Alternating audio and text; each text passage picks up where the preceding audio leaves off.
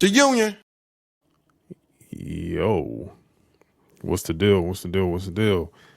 It is you guys. It is AJ here with DJ Larry. It is Mid Carter's and Catering podcast, episode 77. Also, the beginning of season 7. Yeah, we here, man. We got a new intro. You know what I'm saying? Hope y'all enjoyed seeing that.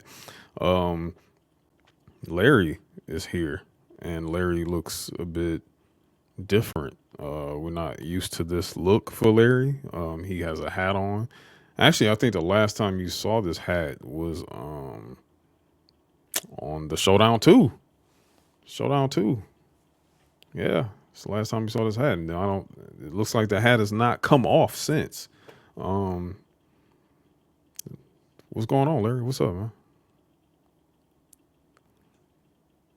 Hello, Amir. How are you?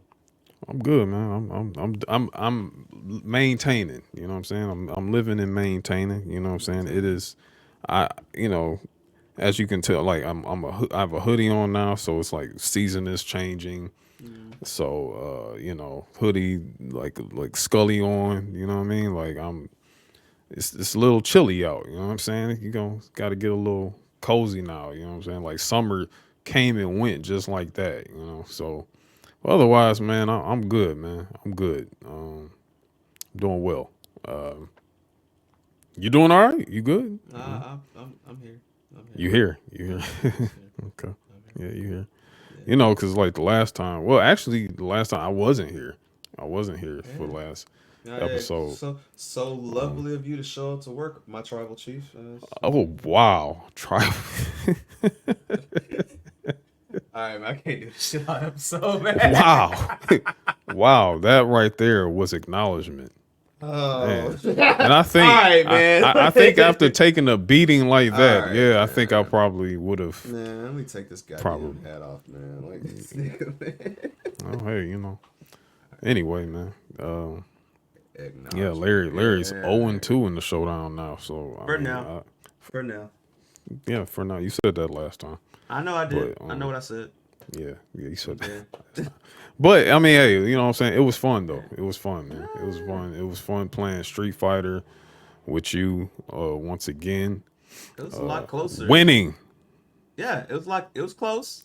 It was close. Close on the Castle Horseshoes though. You won. Congratulations. Came in with your nice beanie on. What's it say on the sleeve of your hoodie? What's that say? Oh, this is Carhartt. This is a little. Carhartt. This some bullshit, man. Oh. This ain't. This okay. a little. This a house hoodie, man. This ain't even a. Shout out to house hoodies. You have house hoodies. You have house t-shirts. You know what I'm saying? Yeah, you got house clothes and then you got your outside clothes. Like, today I kind of was just like, I'm chilly, man. I don't feel like changing anything, so I just, I worked at the crib. I just kept it nice and comfy and cozy all day. You know what I mean? So, yeah. House hoodie. Feel me? It's getting to that point of year where like I'm starting to like damn, bro, I really got to put the shorts up. I got to start pulling out the pajama pants. It's can't be sleeping at night with some bullshit. So But y'all code is different from our code though, bro. Like y'all code is like 60. You know what I'm saying? Like y'all code. Nah. See, I feel like, how can I explain this? Best way I can explain this is, I feel like I have the mind state of an up north nigga, meaning like I don't get cold for real until probably like 30 degrees for me. Like it's been times like people will ask me like, bro, it's 40 degrees outside and you got a t-shirt on. Like, what the fuck is wrong with you? And I'm like, I'm not cold, bro. Because I just literally do not get cold. I don't know if it's because of my blood condition or what. I just don't get cold like that. But I will say other people out here definitely like, once it hits 55, 50, yeah, it's like whatever. 55, that's perfect football weather to me. Oh yeah. Yeah, that's that ball weather. So yeah, like.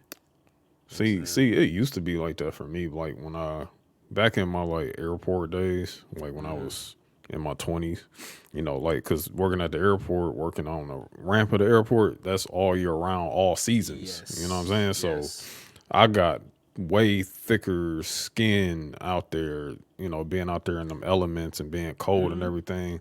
It wasn't until like I left the airport and years after to like now I get cold. Like I'd be like, nah, bro, Yeah.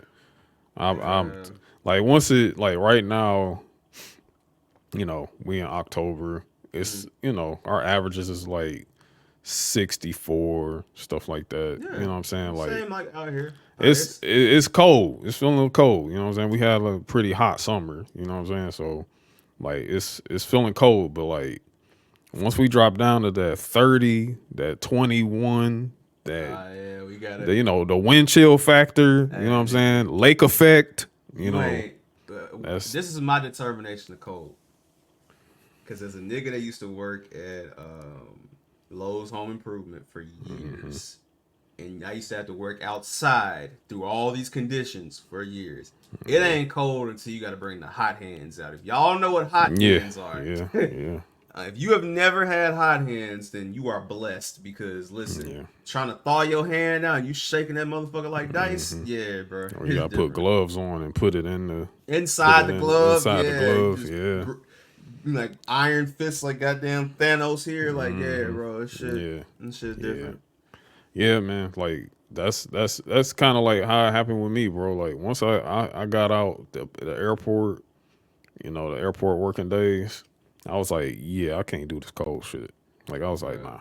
I said I need a coat, I need gloves, I need hats, bro. Like it ain't that stuff don't work no more, you know. But it's cool though. It's cool to, you know, go into another season. You know, fall is, you know, again, like I love every season except winter.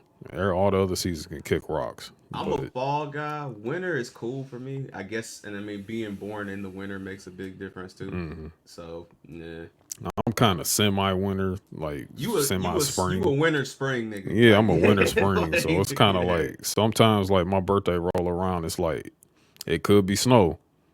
Or it could be sunny and 70 out. Like that's you know, how it's crazy how like y'all are obviously colder because you're farther up, but we have like similar weather styles down here too. Like funny enough, I mean y'all are on them lakes and we're literally off that Mississippi River. Like so it's we get all kind of shit. So yeah, we get that lake effect snow ain't no joke, bro. The lake effect wind chill. That shit is just. There's no cold quite like that, bro. Like I'm not gonna hold you. And the fucked up thing about me is I've never had vehicles equipped for the cold either. Just I mean, y'all in the South, so yeah, but not even just the South. Just even again having a rear wheel drive, sports car. Like nah, bro, nah. I tried to back out last year during the snow. I was like, fishtailing something bro. crazy. I'm talking about like I was looking like T.I. in that goddamn Chevy commercial, nigga. Like, just whipping that motherfucker. Hell yeah, nah, bro.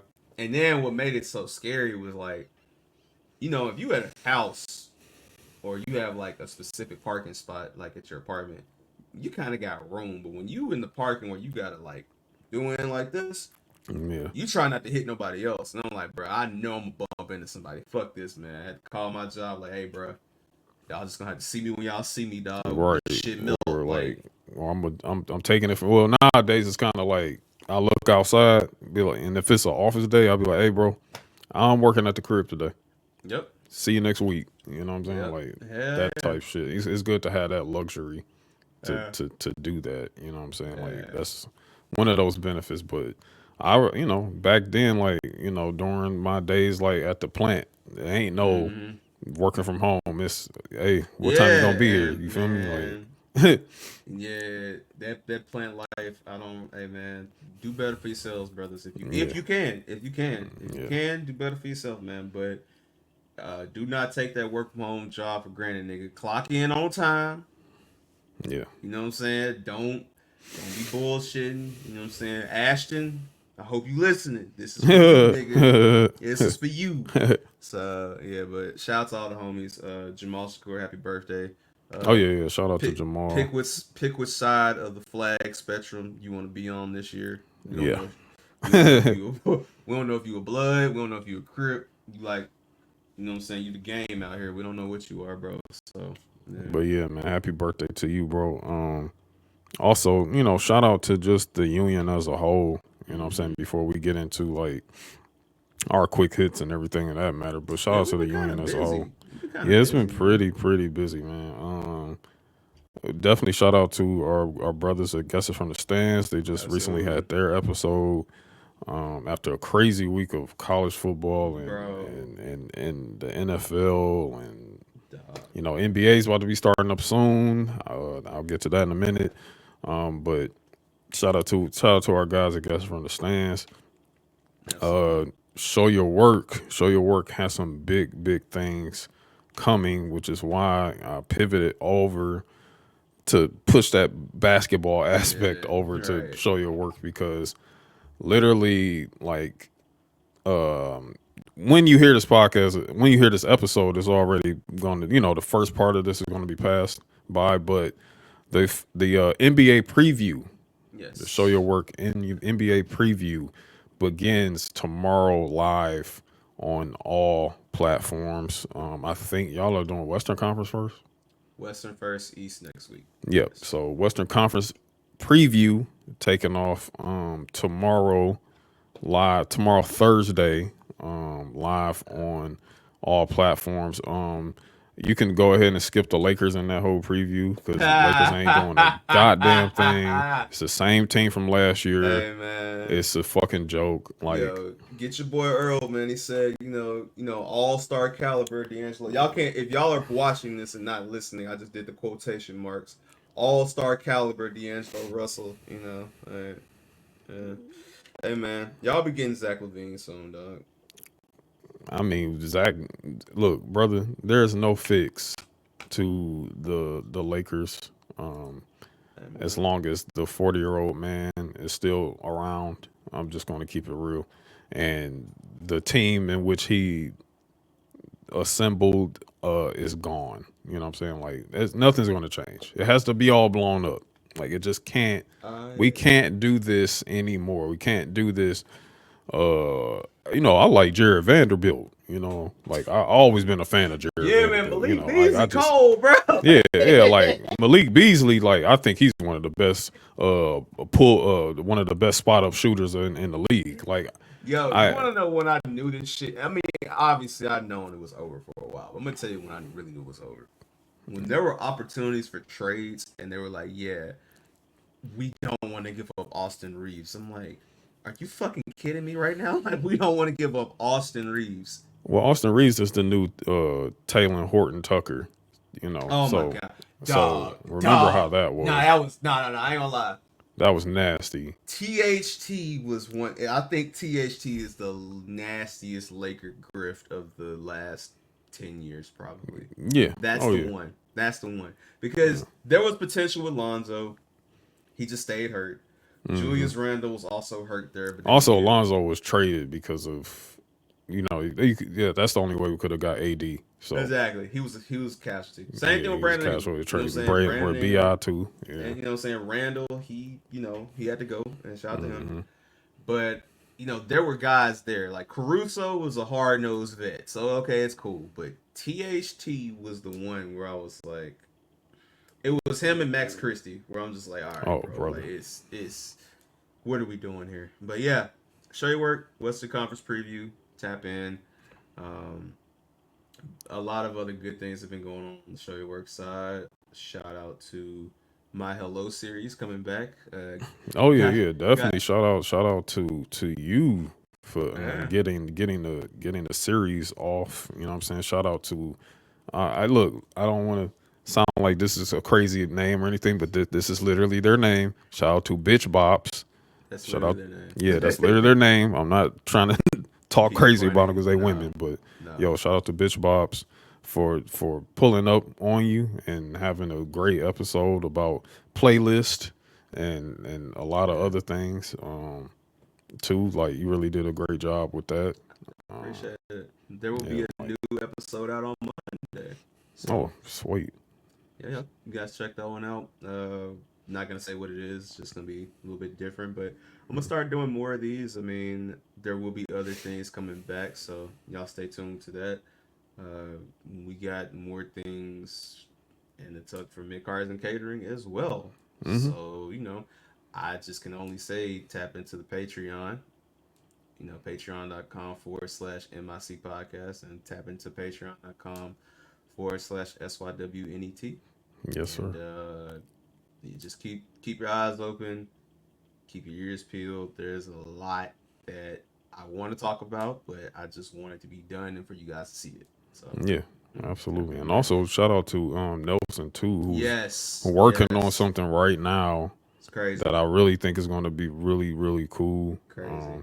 If y'all haven't tapped into Nelson's streams, he streams on Twitch. Yes, Also, it's going to be kind of co-streaming on Twitter too at the yeah, same time when he yeah, comes back. But yeah, he's working on something, and it's going to be pretty dope to see it all come absolutely. to fruition. So definitely shout out to Nelson on that tip.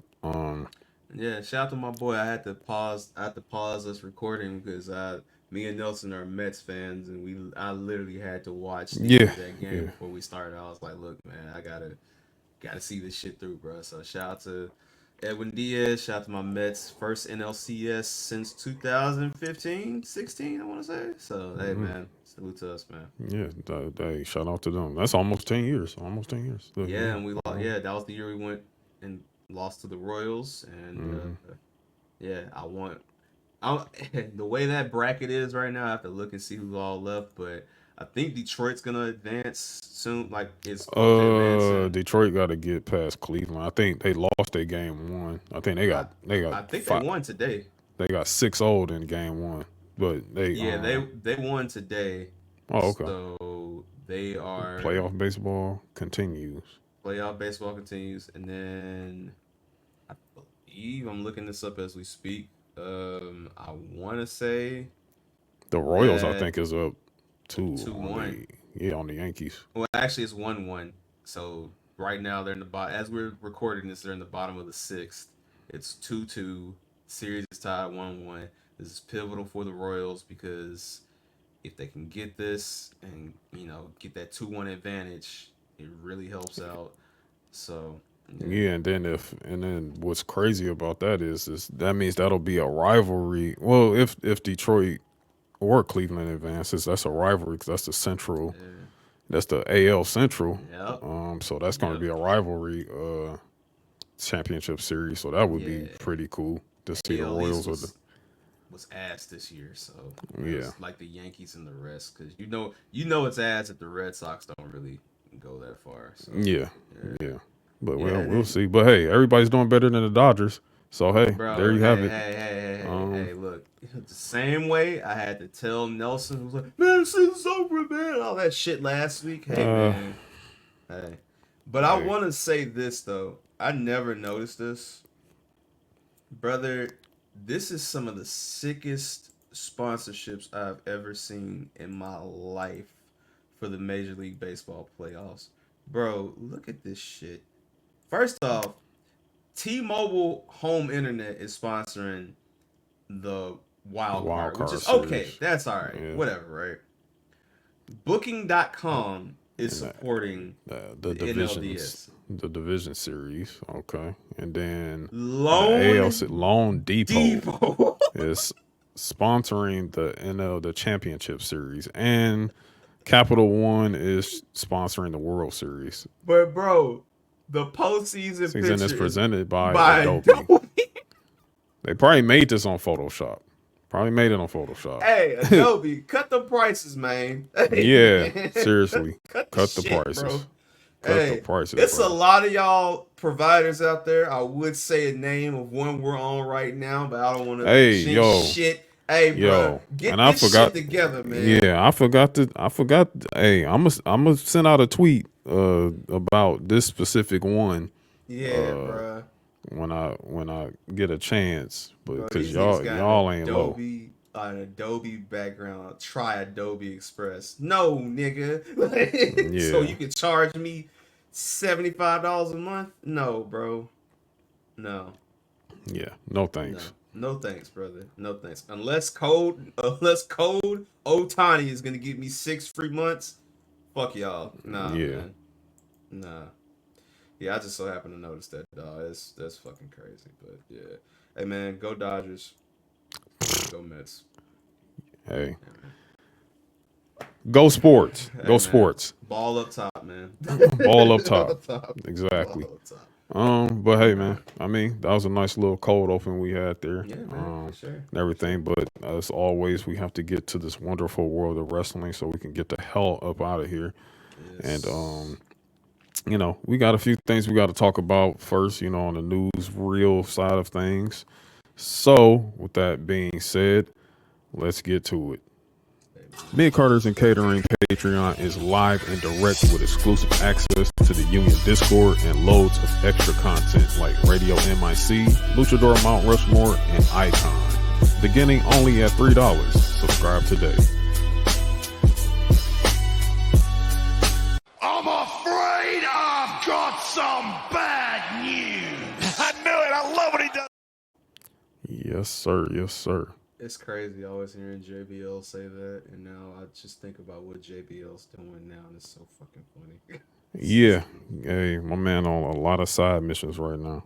Just JBL just out there just in the like, cut. uh, Hey, shout out JBL with that duster jacket on and shit like that. Wrestling Arthur Morgan, like straight up. Shout out to Red Dead Redemption 2. I was gonna say something diabolical, but I ain't gonna say it on there. But man, JJ, hold on, I'll put it in the private chat. Hold on.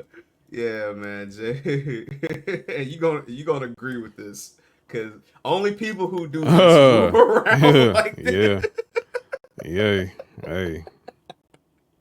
Hey, man. Yeah. I'm gonna keep that. Yeah. I'm gonna keep that in the private chat. Yeah. But yeah, it was something. It was something. Hey, man. Yeah, crazy. All right. That's not PG. You feel me? No, it's not. It's not.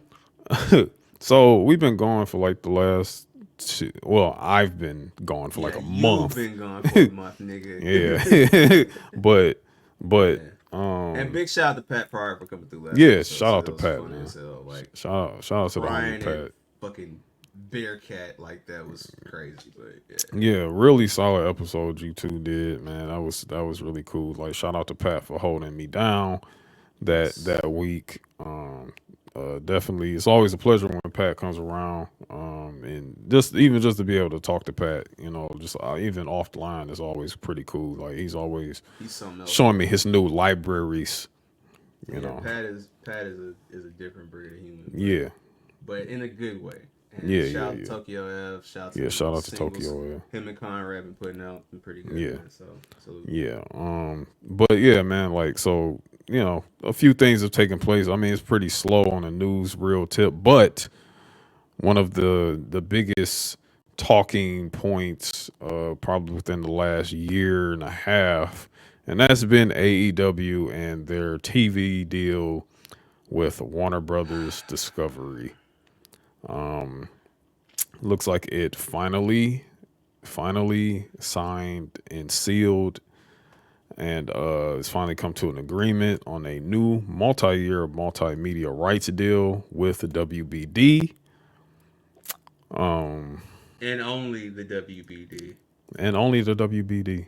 And only them. Yes, that is correct. Because I know it was so much bullshit. Like, a lot of people, and especially AEW talent, was out here. I mean, and I don't know why some people just didn't put two and two together that Tony was literally sending these folks out there to speak on this whole TV deal to try to boost the value like up Smoke more. and mirrors. Yeah, smoke and mirrors, and really, we all know that AEW is really, at best, worth a rookie extension contract in the NBA. Like literally, Man. like it's not. They wasn't going to Fox, they were not going to FS1, they were not doing any of. None of that stuff was going on. They were not going anywhere but staying put on WBD because let's keep it real. Warner needs original programming. They do.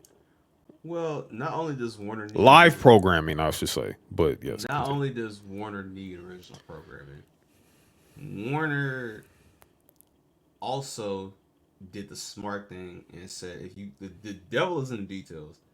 Mm-hmm. They got more of the company now, Yeah. so they're making decisions. So it's not just like, hey, Tony, you get to just do whatever you want. Like, and that's the only way they were gonna re-sign. Like, why would we give you more money to do? Like, look at where AEW peaked in 2021 when Punk Mm-hmm. came. Look at this shit 3 years later. Yeah. Yeah. I There's no mean, way in hell I'm paying you like more to no. not even more. Maybe shit. You might even have gotten less this time because I mean, the numbers have been kind of weird, wonky in terms of like what this looks like. But at first, it was reported, upwards of to 150 million per year.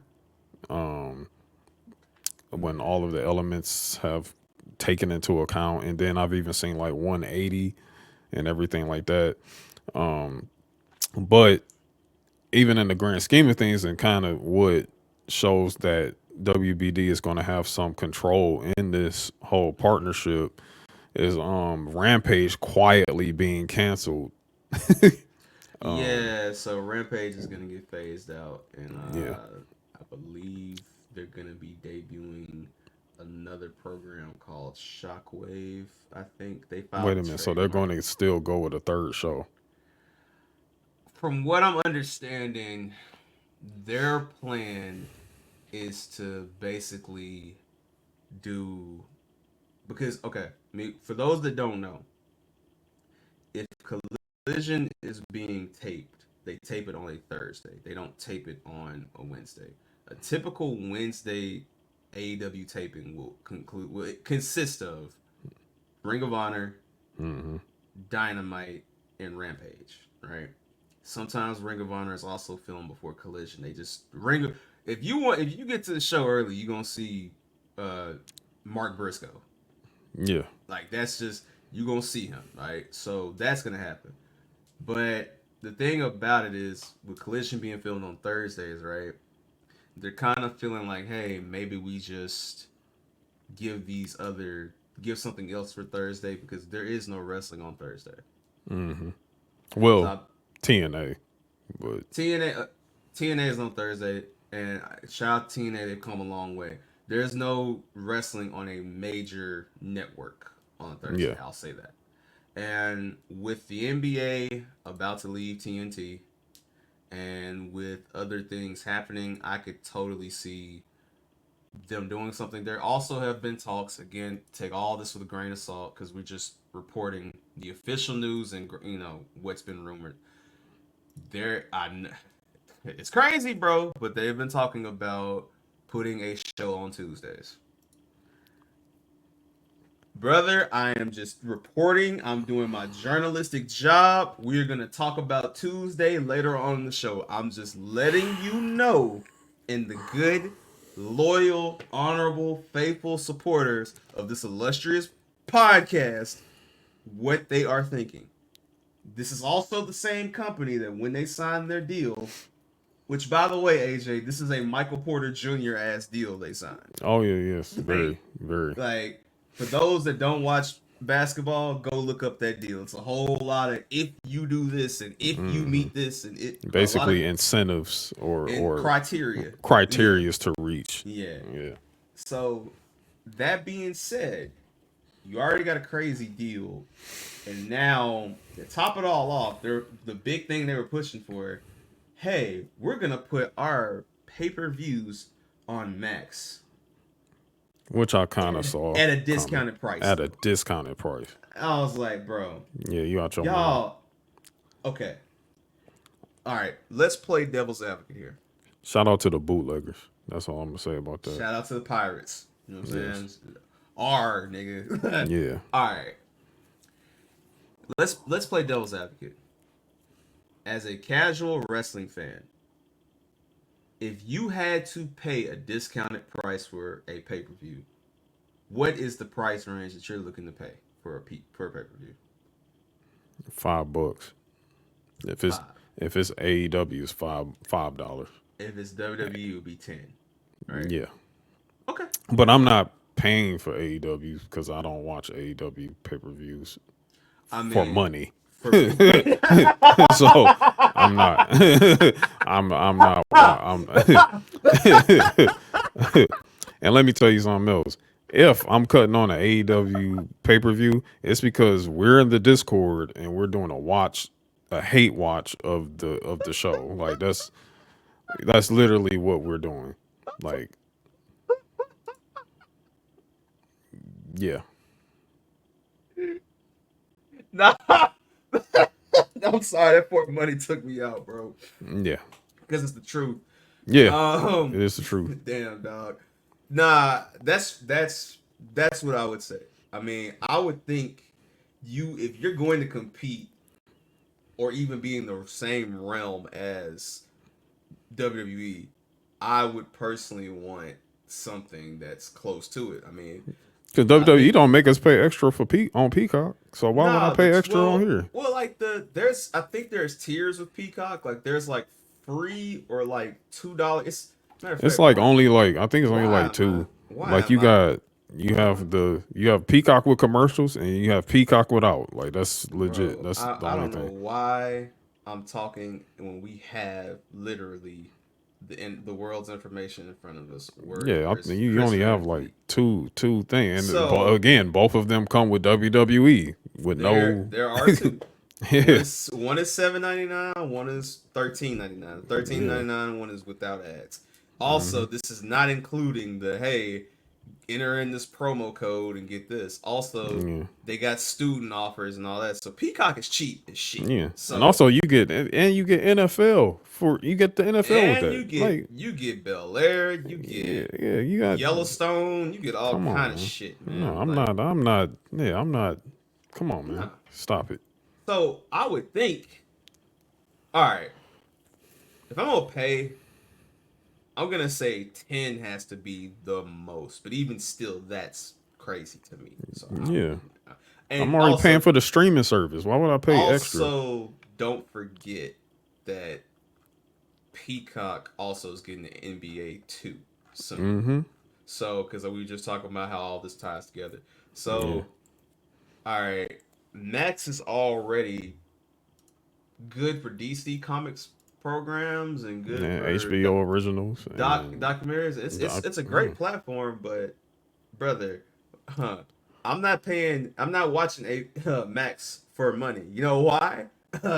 Shout out to my phone bill and the plan that I have where they gave me that shit for free that I'm still grandfathered in. So that too. And I'm on my internet, like mine too. Like, I got it. I get it. So if I ever switch my phone, I got it with my internet too. So I'm good regardless. So why would I pay extra? Like, cause I saw HBO Max like now it's like $20. I was like, oh hell no, like nigga. It was like it's like $15.99.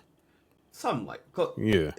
Point is without ads, because I have it without ads.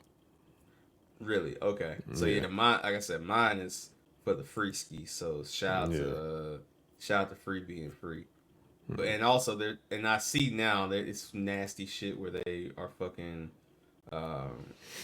they trying to add in the Hulu shit. It's nasty. Yeah, they do bundles with Disney and Hulu.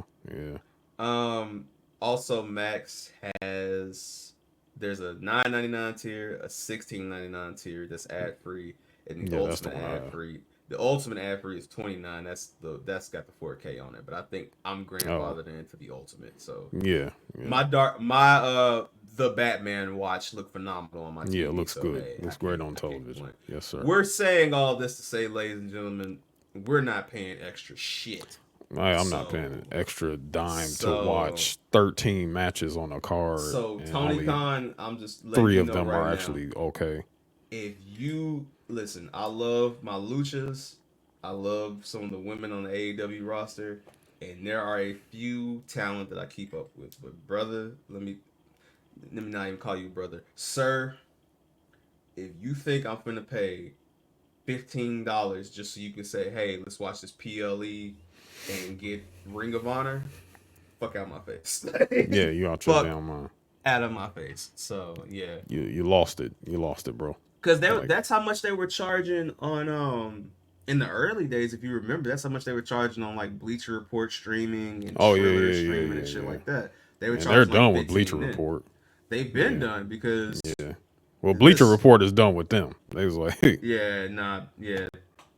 yeah, Hey, that's how you gotta do a motherfucker. Just ball up top. yeah, Like, right. what's that shit? What's that shit Mike was doing? Like he was like Yeah, this yeah. shit. ISO. Hey, this don't mean shit, but hey, just get the Right. fuck out the way. Just get the fuck out the way. That's what they told Tony Khan. The fuck out the way. Yeah. Yeah. But yeah, man, like, hey, that's what the future holds for AEW on TNT and TBS. Then so be it. However, I don't think going to Tuesdays is a good idea because, hey, I mean, they kind of tried to test that last night, going head to head for 1 hour with NXT, which is now live on CW, which is 1 hour. they 1 hour they tried to go ahead, which is the last hour of NXT. And mind you, this last hour was Nathan Frazier and Axiom versus A-Town Down Under and Randy Orton versus Javon Evans. After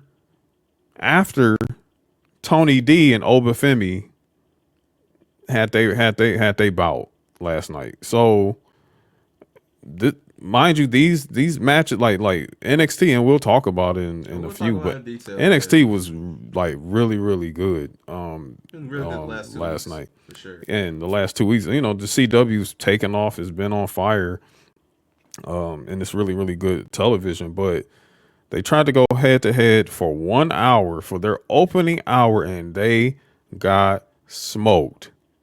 You want to read the numbers?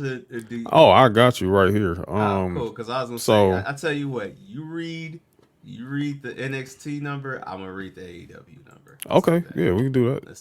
So look, so for NXT on the CW, last night, as of this recording, 874,000 viewers.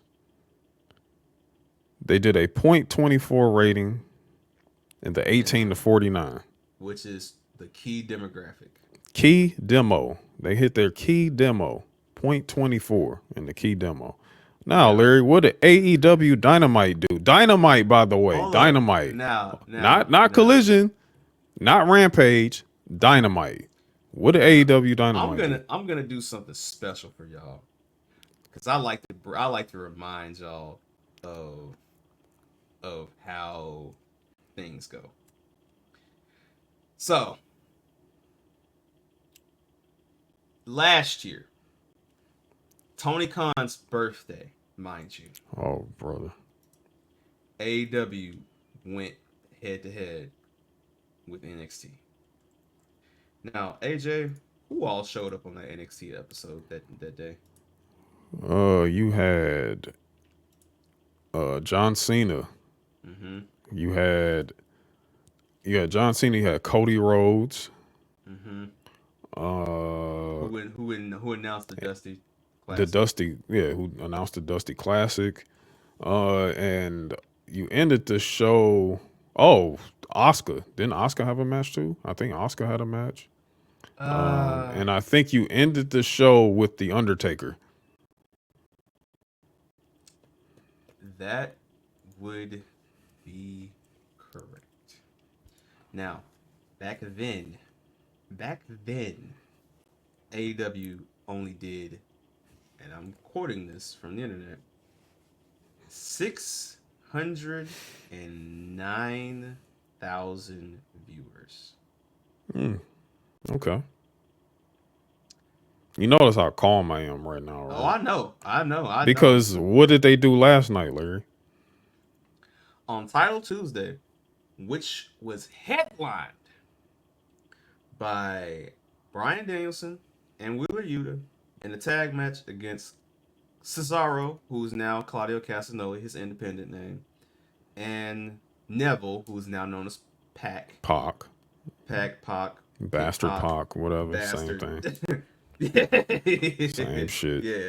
Yeah. What's the Nando Pete Dunne? You know what I'm saying? Yeah. All same thing. They did 329,000 viewers, a .10 in the 18 and 49 demographic. That means they did half of what they did going against NXT the whole show a year before. Brother. And you want to sit up here and tell me that y'all want to do a third show on Tuesdays, possibly? Man, y'all out y'all damn mind, bro. Don't do it. Stop it. Stop. I need you to understand something, bro. Cut that shit out, man. I need you to understand something, bro. Let me tell you the shows that beat out AEW yesterday in the 18 and 49 demographic. Matter of fact, I'm gonna show you guys what beat out AEW on Title Tuesday. Now, just only focus on what is under NXT and read these names. Dancing with the Stars. Yep. No. Under that. Like under. Right, I'm sorry. Yeah, under right NXT. Here. Yeah. Because for the record, NXT was not beating an Oprah. Yeah, they're not beating an Oprah special with the President. They're not beating The Voice, and they're not beating Dancing with the Stars. No. But this is on CW. Now, let's go down the list. Murder in a Small Town. I don't even know what the fuck that is. I don't know what that is. You're losing to reruns of Matlock. On CBS at 9 o'clock. Matlock been off of the air for like 30 years. That is insane. You could have said 30 plus years actually. The soap opera Dallas, bro. If you're talking about Matlock, that's up there with MASH and Sanford and Son, nigga. Keep going. You have the premiere. I guess that's what P means. The premiere of Accused on Fox.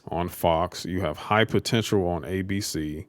You have the premiere of The Irrational on NBC. Then you have FBI reruns on CBS. FBI. Yes. FBI. Oh, and then you have playoff baseball on cable. Dodgers versus Padres, an embarrassment. Then you have the NHL preseason. Bruins versus the Panthers. Earl's favorite team. Yes, Earl's favorite team, the Stanley Cup champions. You have Jesse Waters primetime on Fox News. Then you have, what is that, Gutfield? Who the fuck is Gutfield? I don't know who that is. It's Fox News. I don't know who the fuck that is. It sounds racist. This is the motherfucker you lost to? Yeah, you lost to this guy. This dude? Gutfield. I don't know. It feels racist. He looks like a racist Chris Cuomo variant, bro. He does. He does. He looks like evil more evil Chris Cuomo. Yeah. Dog. They lost to the Sun and the Lynx. WNBA. Shout out to the WNBA. Playoff basketball. Brother. The only thing that they beat was a fucking docuseries on Aaron Hernandez, dog. On a live program, bro. And which is also kind of makes sense because everybody's really going to watch that on Hulu. They're not going to watch that really on FX. Because like I've been watching the Aaron Hernandez program, and I've been watching it on Hulu like the day after. So even when Snowfall was coming on, bro, I still was watching that on Hulu. Yeah, and I had DirecTV at the time, so I was watching. I'll tell you this: if it wasn't for the like Hulu streaming service, and everybody was trying to watch the Aaron Hernandez show, this Aaron Hernandez show would have beat Dynamite too. It would have smoked Dynamite. But the point I'm making is, dog, Gutfield beat you, bro. Yeah, that's nasty work there. That is nasty work. Hey, but y'all want to go and possibly make a third show and go on Tuesday. It's like y'all not learning. Y'all not learning from your experience with a third show. Like Rampage didn't do an ant fart in ratings, and it came on after SmackDown. Also, So this is coming right off of Collision doing its worst Saturday and numbers and it's ever. and that's what I'm saying. The Collision is in the toilet. So y'all gonna instead of improving on the two shows you have right now, you're going to instill a third show again. Like it's just like, hey, whatever. Y'all doing it to yourselves. You're not going to beat NXT at any time now that they're on network television. You're not going to beat them. They weren't even beating them on cable. You're not beating them on cable. You haven't beaten them in cable in like 3 years. And the then only reason that even happened was because it was this whole like, let's get behind the new company and all this shit. That's what it was. That And you've then, lost all that good faith. All that good faith is out the window now. Like, yeah, because like you holding people hostage, people asking for their release, you're not giving it to them. You were the same person that said, "Look, I'd be here all day. I'm not gonna do it. I'm just gonna say it's funny how when you beat them, it was, hey, we're kings. We're gonna do this. We're gonna do that. When you lose, it's, hey, we've only been around for 5 years. We've only been around for 5 years. Like, wow. Like, what do you expect us to be? Like, whatever, bro. Y'all got it, man. Y'all got it.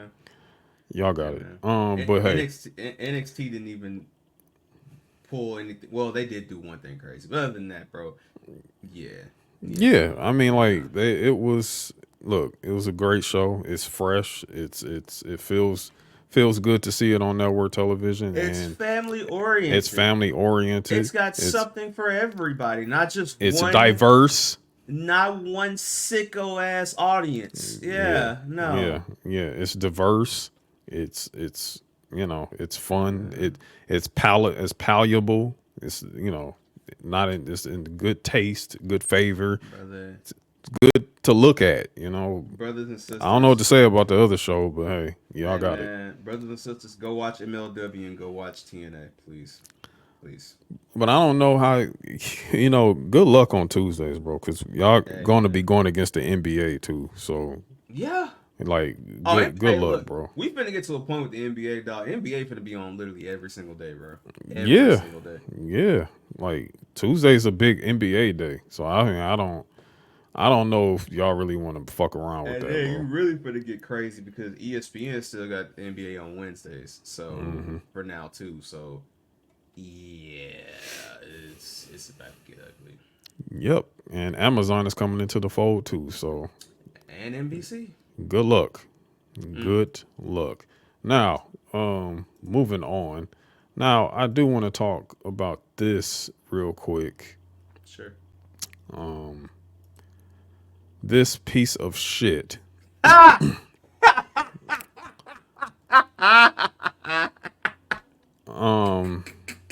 we're going to talk about Bad Blood and everything. We're going to talk about Bad Blood.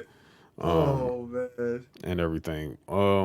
But during Bad Blood, during the show, they announced an historic announcement that was going to be put out in terms of something that's implicating the future of WWE, something historic, something big, something that was unprecedented. Like, they literally said all these words, like, out of Michael Cole's mouth.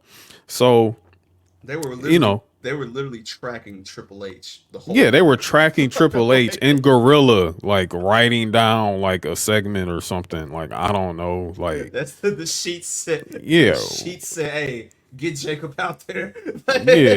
Right. Like, he's writing down, like, basically writing down the main event right there on the table, and then like they're tracking him, got a camera on him and stuff like that.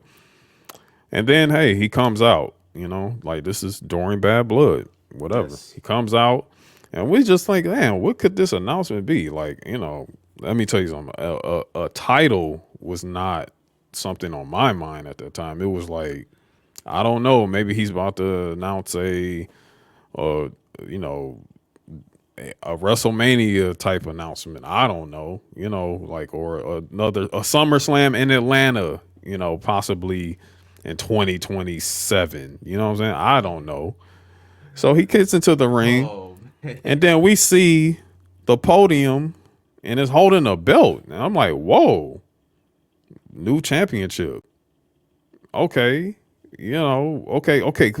Could this be the championship that we have been asking for quite some times in terms of the women, for the women? Yes, the women. Like, could this be Intercontinental the women's mid-card title title. that we were like, oh man, As we called it a year ago, AJ, the China belt. You know what I'm yeah, saying? the China belt. You know what I'm saying? Like, could this be that belt possibly about to get unveiled? Brought some fine China out, all right. Right. But one thing I did notice, it did look a little big on that table. I'm like, damn, that's probably a big ass belt. But okay, whatever this is. And then he goes off to say, hey, we have an event taking place on behalf of Riyadh season. I said, oh my fucking gosh. Yeah.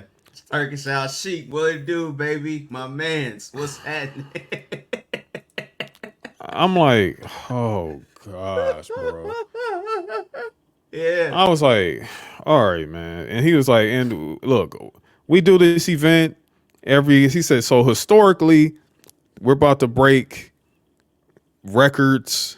We're about to do this amazing thing. Yes. We're about to change the landscape of wrestling all around. We're introducing the first ever. This is not the first, by the way. This is the first ever crown jewel championship. And this belt is going to be defended once a year at the crown jewel in Riyadh, Saudi Arabia. And this is going to be a champion versus champion type deal. So my thing, I'm guessing there's a women's one and there's a men's one. I'm guessing. Correct. So actually, it's supposed to have been two belts there, but it was just the one. Maybe, I don't know. But so you're taking your world heavyweight champion, which is Gunther. Yes. You're taking your WWE undisputed champion, which is Cody Rhodes. So this is how we're going to get the first Cody versus Gunther match.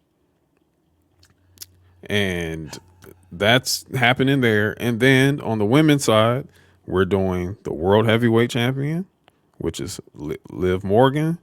And we're doing our WWE women's champion, Nia Jax. And Queen of the Ring. And Queen of the Ring. And Queen of the Ring. Also King of the Ring. And King of the Ring. So you got your King of the Ring and Queen of the Ring about to go at it again in Riyadh. Which was in Saudi earlier this year. Yeah, which was in Saudi. So they're going to be the match, and the winner is going to be crowned your 2024 Crown Jewel champion. This is the most Owen Hart tournament ass shit ever done by WWE. It's not, and I'm gonna explain why. This is some bullshit. This is ass. Let me cook. Okay. First of all, I don't like this, just for the record.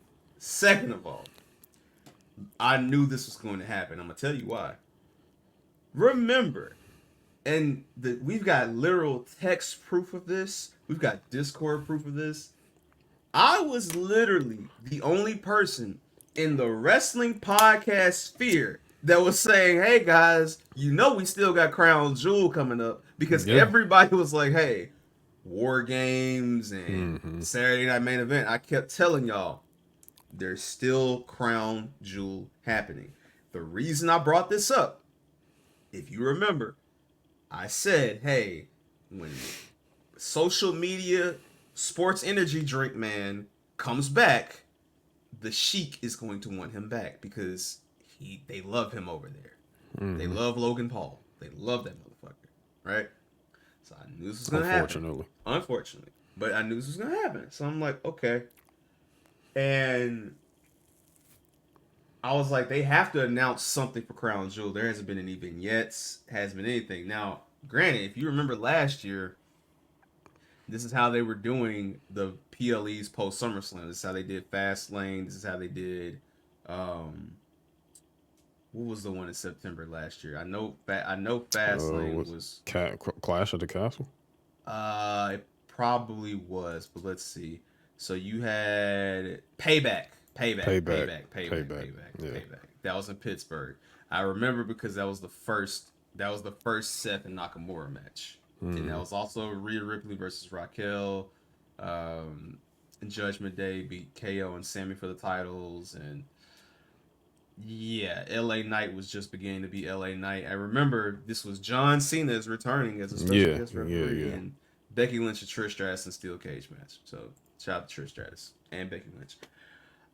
I knew this was happening, bro, because they have to pay and give Saudi Arabia something. They always do. And remember, this is the same company when they first started this partnership gave them the greatest Royal Rumble of all time, which was a 50-man battle royal. So they love doing gimmicks in Saudi. Saudi has become the gimmick show. They have a museum out there that's, basically the WWE experience. WWE Disneyland out there, basically. Saudi's also getting a Dragon Ball Z museum out there, which Dragon Ball museum, which I'm like, okay, it's kind of crazy, but hey, whatever, man. Hey, money talks. So I'm just saying all this to say, I didn't expect them to turn right back around and be like, hey, because okay, who was Cody Rhodes going to face for the championship? Other than Kevin Owens, which could still happen soon, too, on television. There was no grandiose. Like, we weren't getting Cody Roman 3 at this. Not off a short. No, not in fucking Saudi. Hell no. And you weren't going to get Gunther Punk at this either. Which we'll talk about later. And this makes sense. I'm honestly, and I don't know, maybe they're saving this for Survivor Series. I'm surprised they have not done a Clash of the Champions style show where all of the champions across the brand face each other like you would traditionally see at Survivor Series. I'm surprised that we haven't gotten that there. Because clearly the last couple of years, they've strayed away from that. And you get like one Raw versus SmackDown match, while the other matches are all just like inner brand feuds. And it's probably because, a lot of the brand split, probably because they trying. I mean, you done had for the last 3 years, you had basically both your championships floating on both shows because of Roman. Bloodline took up a lot. Because of Roman. So like you probably staying away from the whole inter-promotional thing in terms of clashing of the champions. I don't even think Roman worked Survivor Series last year. If I remember correctly, I don't even think he worked that show, bro. No, he didn't. He didn't. And so it was in Chicago. Again, it was all women, men, war games, world championship for the women, IC title, Santos beat Dragon Lee. That was the show. So I'm like, why don't you just do Clash of the Champions at Saudi? Just get it over with, because people have been clamoring to see IC versus US, the tag champs versus each other. So just get it over with. Why not? Just go and get it done. But probably because they say the idea just in case they want to do it as Survivor Series. Yeah, probably. Or they'll probably do it at like another international PLE or something. But I just know this. They had to give them something, and what better thing to give them than a fucking belt that they're gonna take 50 pictures with. We're not, and also we're not going to see that belt on Monday. By the way, that belt you're not going to see that belt anymore until you're the not next seeing this belt until the PLE. But when they get to that PLE, Ronaldo's taking a picture with it. Hasbullah's taking a picture with it. Remember, this is TKO WWE. They're about to ham it up with that belt. You remember a couple years ago when Mr. Maivia had that damn golden egg shit that they were taking backstage pictures with? Nigga, everybody and their mama finna take pictures with that damn belt, bro. It's gonna be disgusting. So, yeah. And then they're going to put that motherfucker in the vault until next Riyadh, until they do 2025 Crown Jewel Champion. But I am going to say this. It will be very interesting to see who the champions are going into that PLE, because anything can change up until this point, and Triple H, you think you know Triple H, and then you realize you don't know Triple H, which is a good thing. So anything can change from now until then. But also, I'm very curious to see who wins those two matches because. Well, let me tell you something. Let me tell you what I'm going to be doing that day. I'm not watching. I'll tell you that now because I am uninterested 110%. I don't give a shit about this crown jewel. So I'm good. I'm only watching it probably tape delay for literally just the idea of who is going to, just to see who's going to win because this may be the only time we get to see Cody and Gunther for a long time. Yeah. And yeah, now also anything could change there.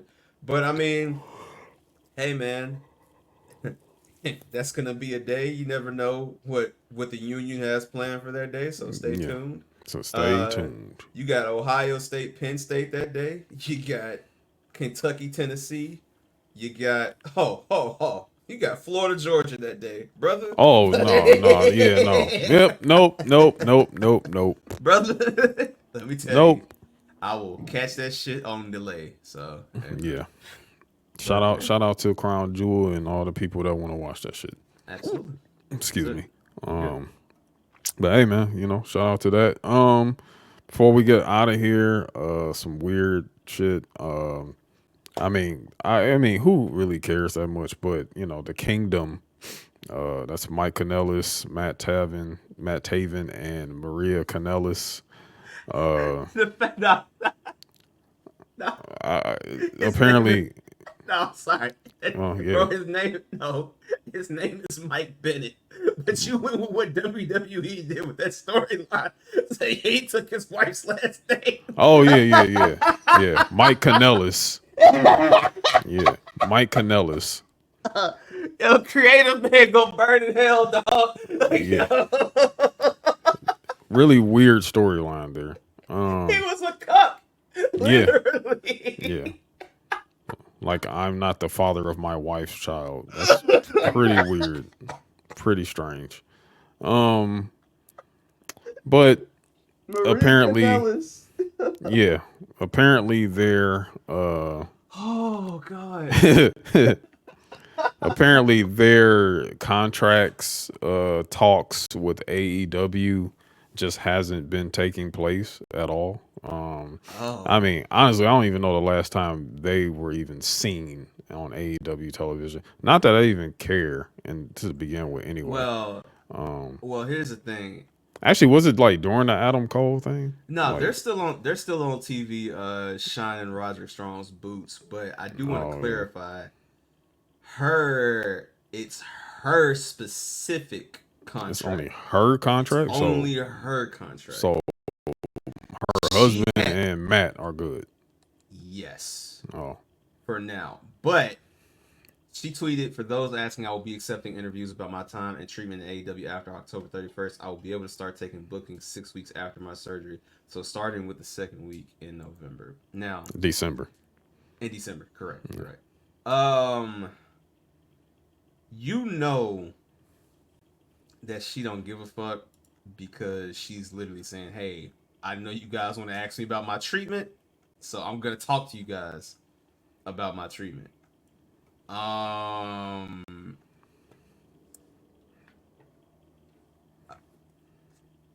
What you want me to say, God? I mean, look. If you see all your other friends from that time period, whether it be Mickey, Trish, Candice, Michelle popping back up on TV, and like all these different Melina, all these people just out here skin glowing and thriving and getting fresh new Legends deals, and nobody gives a shit about Maria, bro. Nobody does, cares. But I'm saying, like, bro, Vince ain't even there no more, so she ain't even got to worry about dealing with him, which I'm pretty sure he probably was on some timing with her for sure, which is why she stayed away. But the point I'm making is, yeah, bro, she's trying to get that bag, dog. Probably. That's all that is. And hey, remember, that locker room is not as nice as they like to paint it out to be. No, absolutely not. Especially with your TBS champion and the Baker. So yeah. You got two Hogans in the dressing room. So and a nice guy like, well, ladies, what do you think we can do? Can we make this work? yeah, Hey, you guys are the boss. hey, we'll give you a heater too. Uh, we'll give you Queen Amanaj. She's tall, she's black, she's menacing. Yeah, we'll give you her too. Like, yeah, That's crazy. Hey, I'm telling you But what I'm seeing, brother. are you like, wrong? I'm not. Probably not. Hey, man, it's shit crazy. Yeah. Shit crazy. Hey, man. But hey, that's that. You know what I'm saying? In terms of Maria, I had to be corrected on that. I thought it was the entire kingdom. I thought it was the entire thing, but just Miss Canellis. Just Miss Bennett, Miss Canellis. So we'll see where that goes from there. You know what I'm saying? And I just, before we continue, because it's been a minute, because about to get onto our next segment, but I just want to say, free the Lucha Bros.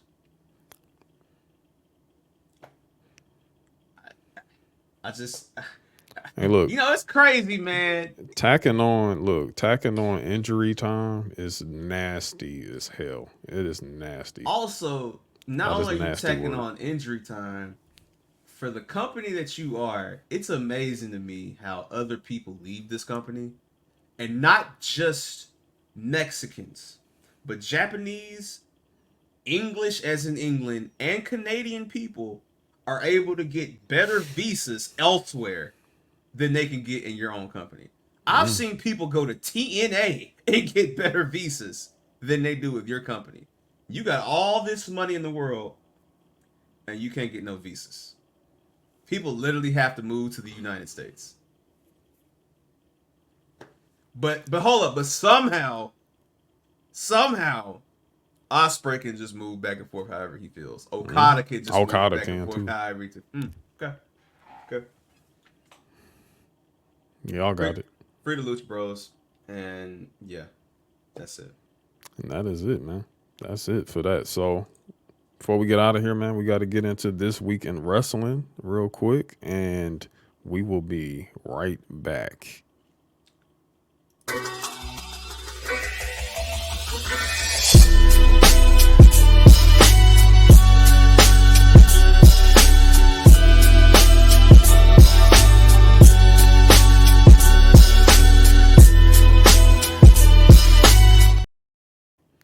All right, man. Yes, sir. So, before last time we were here, it was right before WWE Bad Blood. Yes. Took place in Atlanta, Georgia. We have just passed up Bad Blood. Bad Blood already took place, and for the most part, it was typical WWE PLE. You know? Typical WWE PLE. Some misses, a few misses for me. Okay. I'm curious to see what your misses are. But it was all around. But I'm gonna tell you this: you got a 5-star match on this card. You have a 5-star match, and you kind of have a potential, almost close 5-star match on this card too. I will say that. Like you have one match of the year contender. That's for sure. Absolutely. But and then you got another really strong match, and then it kind of gets weird a little bit. Kind of get a little weird, but a strong ending, a strong end. Very. But yeah, let's get it, man. First off, CM Punk defeats Drew McIntyre. He wins the trilogy, the Hell in a Cell. And when I mentioned the 5-star match, when I mentioned the match of the year contender, it is this one. All right. I am so mad that I did not watch. There's apparently today there was a behind the scenes, and it's like a music video or something. Well, no, I'll say this. I do know that WWE had messed up. I don't know if people caught this, but they had put like kind of like how you had like when Punk returned, there was like a 20-30 minute YouTube special where they followed him into the followed him into the Rumble and all that. They had they had that up, but it got taken down on YouTube, and like Drew McIntyre was cussing, and then it was all kind of funny stuff going on. So I'm pretty sure they'll be repackaging that and Probably a WWE 24 or something. Yeah, it's probably gonna be on 24 or something like that. Yeah. But they probably do like we do. They probably uploaded it to YouTube. Probably thought that the media guy thought he set it for later, and it debuted right there. And somebody was like, "Hey, bro, hey, take this shit down, my boy." He didn't get the premiere buttons hit right. Oh, he lost the job, all right. Yeah. Unfortunately, but I say that all to say, because I did check it was a music video, want that documentary, but be on the lookout for that, guys. 5-star match. Go before the match even started. I looked and I said, Punk looks to be in the best shape I've seen him in a long time. Yeah. Like just even how his build is, like he don't look as flabby, like you can tell skinny sick. He's starting to get into he's been working shape out again. because you kind of think about it, he kind of couldn't because he tore his tricep, so he can't really he couldn't really work out a whole lot, at least like heavy weights and free weights so much while his tricep was recovering. And he was coming fresh off of not having any type of regimen at all. Like he was just literally eating cheeseburgers and Mindy's donuts going to work. You know what I'm saying? So But he was he's really in really top tier great shape for a guy that's he's like 43 at this point, I think. Punk gotta be like 45. I think Punk birthday in the 70s, so I know so he's probably like mid 40s now. Punk will be 46 on the 26th. Punk, really great shape. A lot of the one of the things that's been said about Punk, and even I was kind of guilty of it in a way, is that this CM Punk is washed, so don't expect classic matches out of this version of Punk. You're gonna get a good one. He was. But you know what I'm saying? Like, but this Punk in this Hell in a Cell with Drew McIntyre was like, it's like he turned the pages back. You know what I'm saying? Like he turned back to 2013 Punk. Yeah, like he not 2009, really not 2000. About 2013, but 2012, 2013. Yeah, 2013, 2014, Punk. Yeah, like he turned it back, and I mean, there's no better, dance partner than Drew McIntyre in that situation. Because I was really curious exactly like how hellish they were going to get in the cell. I mean, we wasn't going to. They didn't. There was none of the same old spots that we remember from like back, like throwing outside the cage type deal.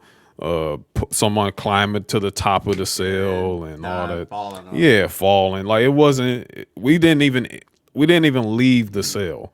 You know what I'm saying? But enough was done outside of the ring in the cell to where we didn't even need none of that. And shout out to them changing the cell back gray too. Yeah. Thank you for that too. That red was just very. I know they did that around the time to like help kind of boost the edge of like. It was a whole pay-per-view at the time. The pay-per-view, but also like even the characters at the time. The Bray Wyatts, all those guys, like the Braun, the monsters basically. I'm glad the cell is reserved for hate again. And which is something that Punk said, was like, like the Hell in the Cell needs to be preserved for moments like that, not a whole gimmick event, like where you know what I'm saying, like where really like, especially in like the last few years of a certain person's regime, where you had a whole Hell in the Cell pay-per-view, but you only had one Hell in the Cell match. And the whole event is called Hell in the Cell. It was just kind of like mundane and dumb. You know what I'm saying? It's kind of stupid. But for it to return to Bad Blood, where the Hell in the Cell gimmick started, you know what I'm saying, in WWE, it felt good to see it again. And this match was just like, it was brutal, man. It was brutal. It was balls to the walls, like tools being used.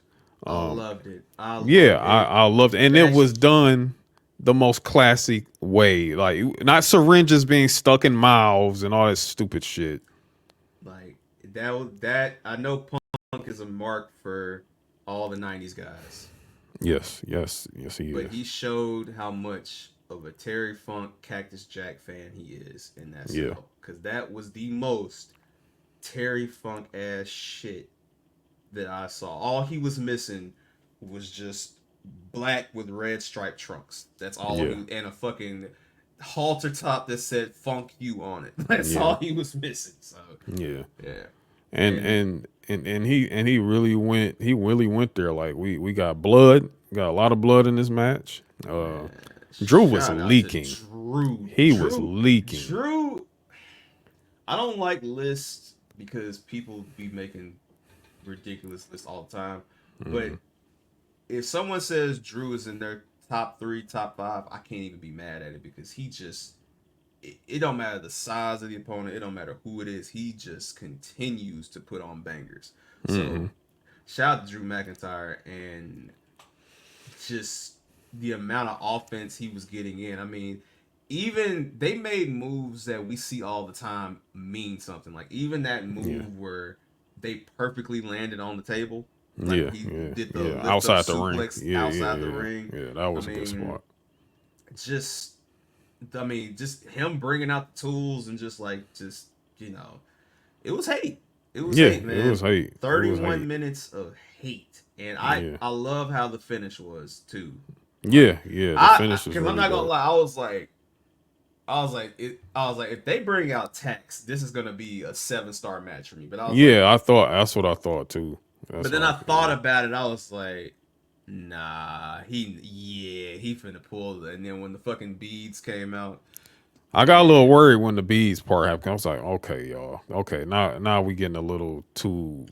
This is getting markish right now. Yeah. But then when I saw what Punk did with those beads, like it's not, no one got slammed on the beads. That was the thing. I was like, don't do no. That'd have been disgusting. That's why I was like, yo, don't slam nobody on the beads. Now Punk, like first of all, Punk taking the chain, wrapping it around his leg. That was hard. That was fire. That's a real move right there. For the go to sleep, you know what I'm saying? Like wrapping the chain around his knee. To sleep, just putting the beads and taking the beads and shoving them in Drew's mouth. Yeah.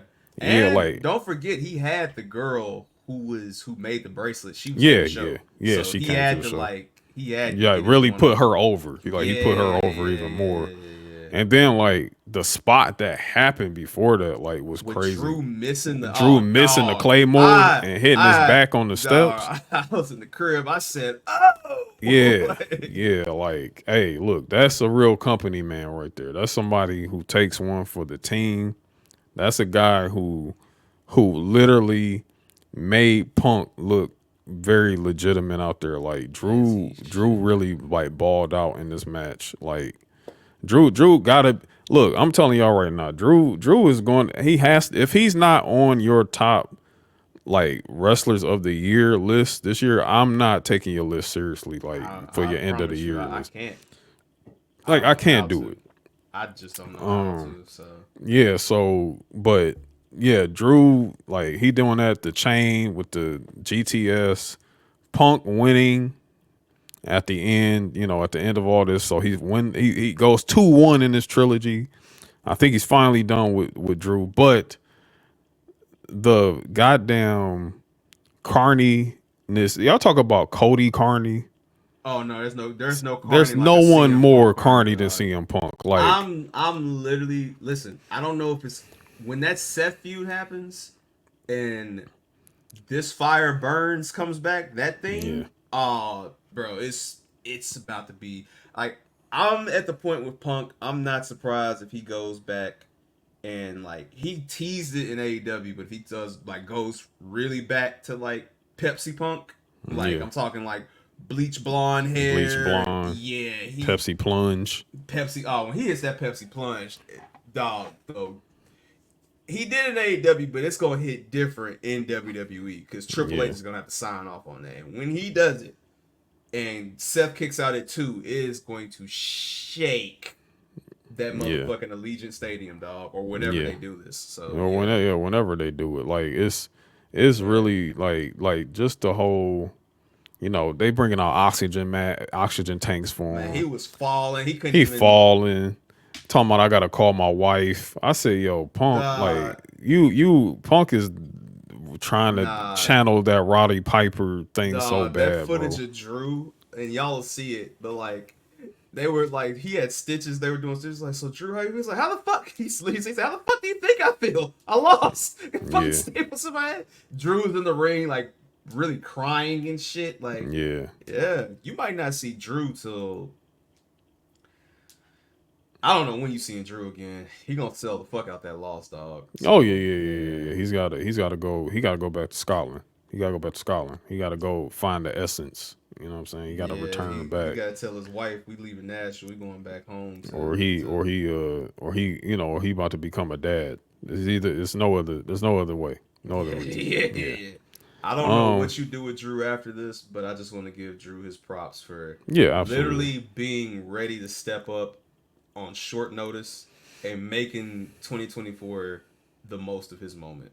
Yeah. So absolutely. Shout out to Drew McIntyre. Shout out to Drew.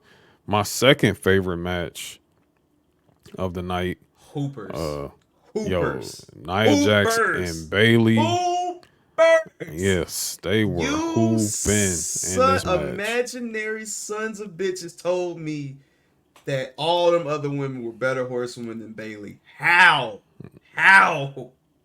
Like, fam, she made that match is literally, this feud feels like 91, 92 Jim Crockett promotion Sting and Vader, dog. Like, literally. Yeah. Like, you cannot tell me Bayley ain't the one, bruh. Yeah, Shout out to Pam, man. Yeah, Pam went crazy in this match. Like, she went crazy. Nia Jax, this is how Nia Jax should be wrestling every single match. Yes. All her matches should be wrestled just like this. And I'm not saying that Nia Jax has not been good since she's been back. That's not what I'm saying. What I'm saying is that was her at her best. But you know what I'm saying? And she been, again, and she came back with a stench on her, and she been, her matches with Michin been fired. Me and him, like, she been cooking. And it was great. It was fire match, like the spots, the timing. It was just, I was very, very locked in and invested into this match. You know what I'm saying? I know TV was kind of like, whatever, like, but, because, it's on SmackDown, and we know how SmackDown can be in terms of pacing sometimes when it comes to pacing feuds. But the payoff at the end was completely worth it in terms of, like, where this goes, and especially, like, where does Bayley go from here? Where's Nia Jax? Tiffany Stratton's, storyline moves on in this at the same time, too.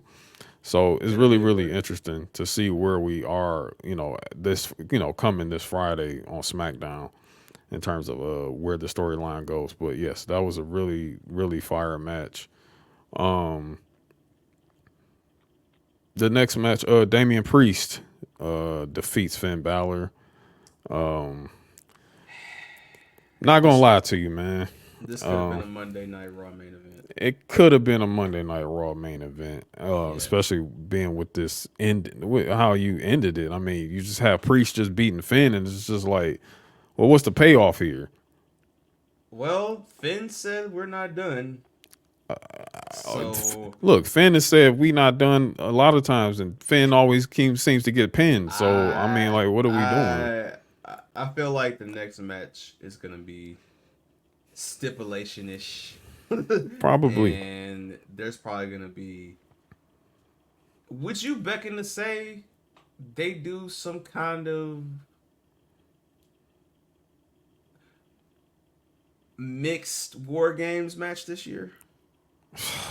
I don't know. I don't know. Maybe, probably. The reason I ask is because I don't know. We're gonna talk about this, but there have been some additions recently, and we'll talk about that in the next match.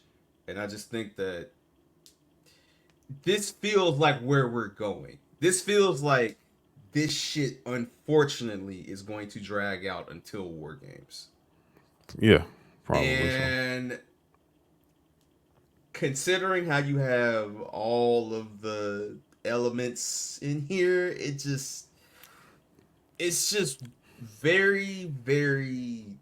It just feels like long and dragged out at this point. Like I was okay with this ending at Bad Blood, but based on what we saw, it's just like, nah, this is definitely gonna continue. So Yeah, I mean, hey, look. If they do, I just want it done well. If they do a mixed war games, like that's all, and well, I think they can do it. I think they could well, pull it off. I But do think that another thing that's gonna come into mind too on the Damian Priest side is our guy main event Jey Uso, and I think that he's interesting because I I can see Finn and or Dom going after the IC title after this Braun Breaker feud continues. I feel like something's gonna be thrown in there, especially prayers up because our boy Ilya Dragunov got yeah, injured as well. he's got injured, so he's out for 6 to 9 months, if I'm not mistaken. And Ilya is a freak of nature, so I expect Ilya back by In 3. Yeah, if Ilya's in the Rumble, He's a machine. So yeah, let's not forget that. Yeah, I mean, the thing is about the war games thing is kind of tricky to me because you can't ignore the bloodline. You know what I'm saying? Like they're not going to do 2 war games matches. Like well, they've done it before. I mean, they've done it, but it was women and men's. All right, but if not war games, there's gonna be some crazy ass like Judgment Day rules fucking match where it's like everybody against everybody, no disqualification. They're like I feel like they're gonna give us a moment where Rhea Ripley sends JD McDonough to hell. yeah.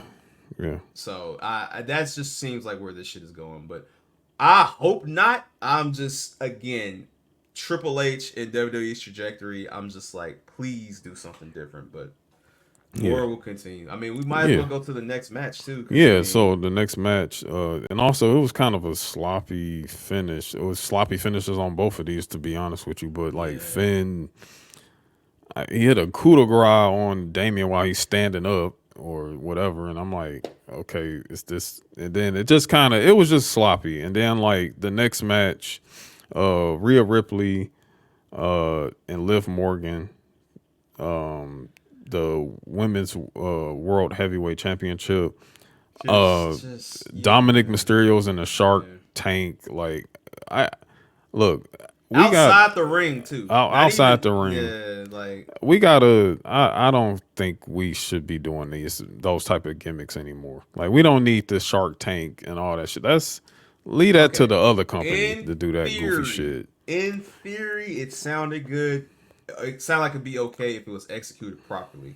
But they didn't execute this properly. They didn't execute it properly. I mean, the best part about the whole Shark Tank thing is him falling out and then hanging upside down and then Rhea able to beat him with kendo stick. Like that's if you're doing it for that moment, sure. But like the whole even thing that just was wasn't weird because she told the ref, "Hey, I need a minute." And I need a minute. Like, okay, and it's like, yeah, like it's not no count out in this match. Like, what are you talking about?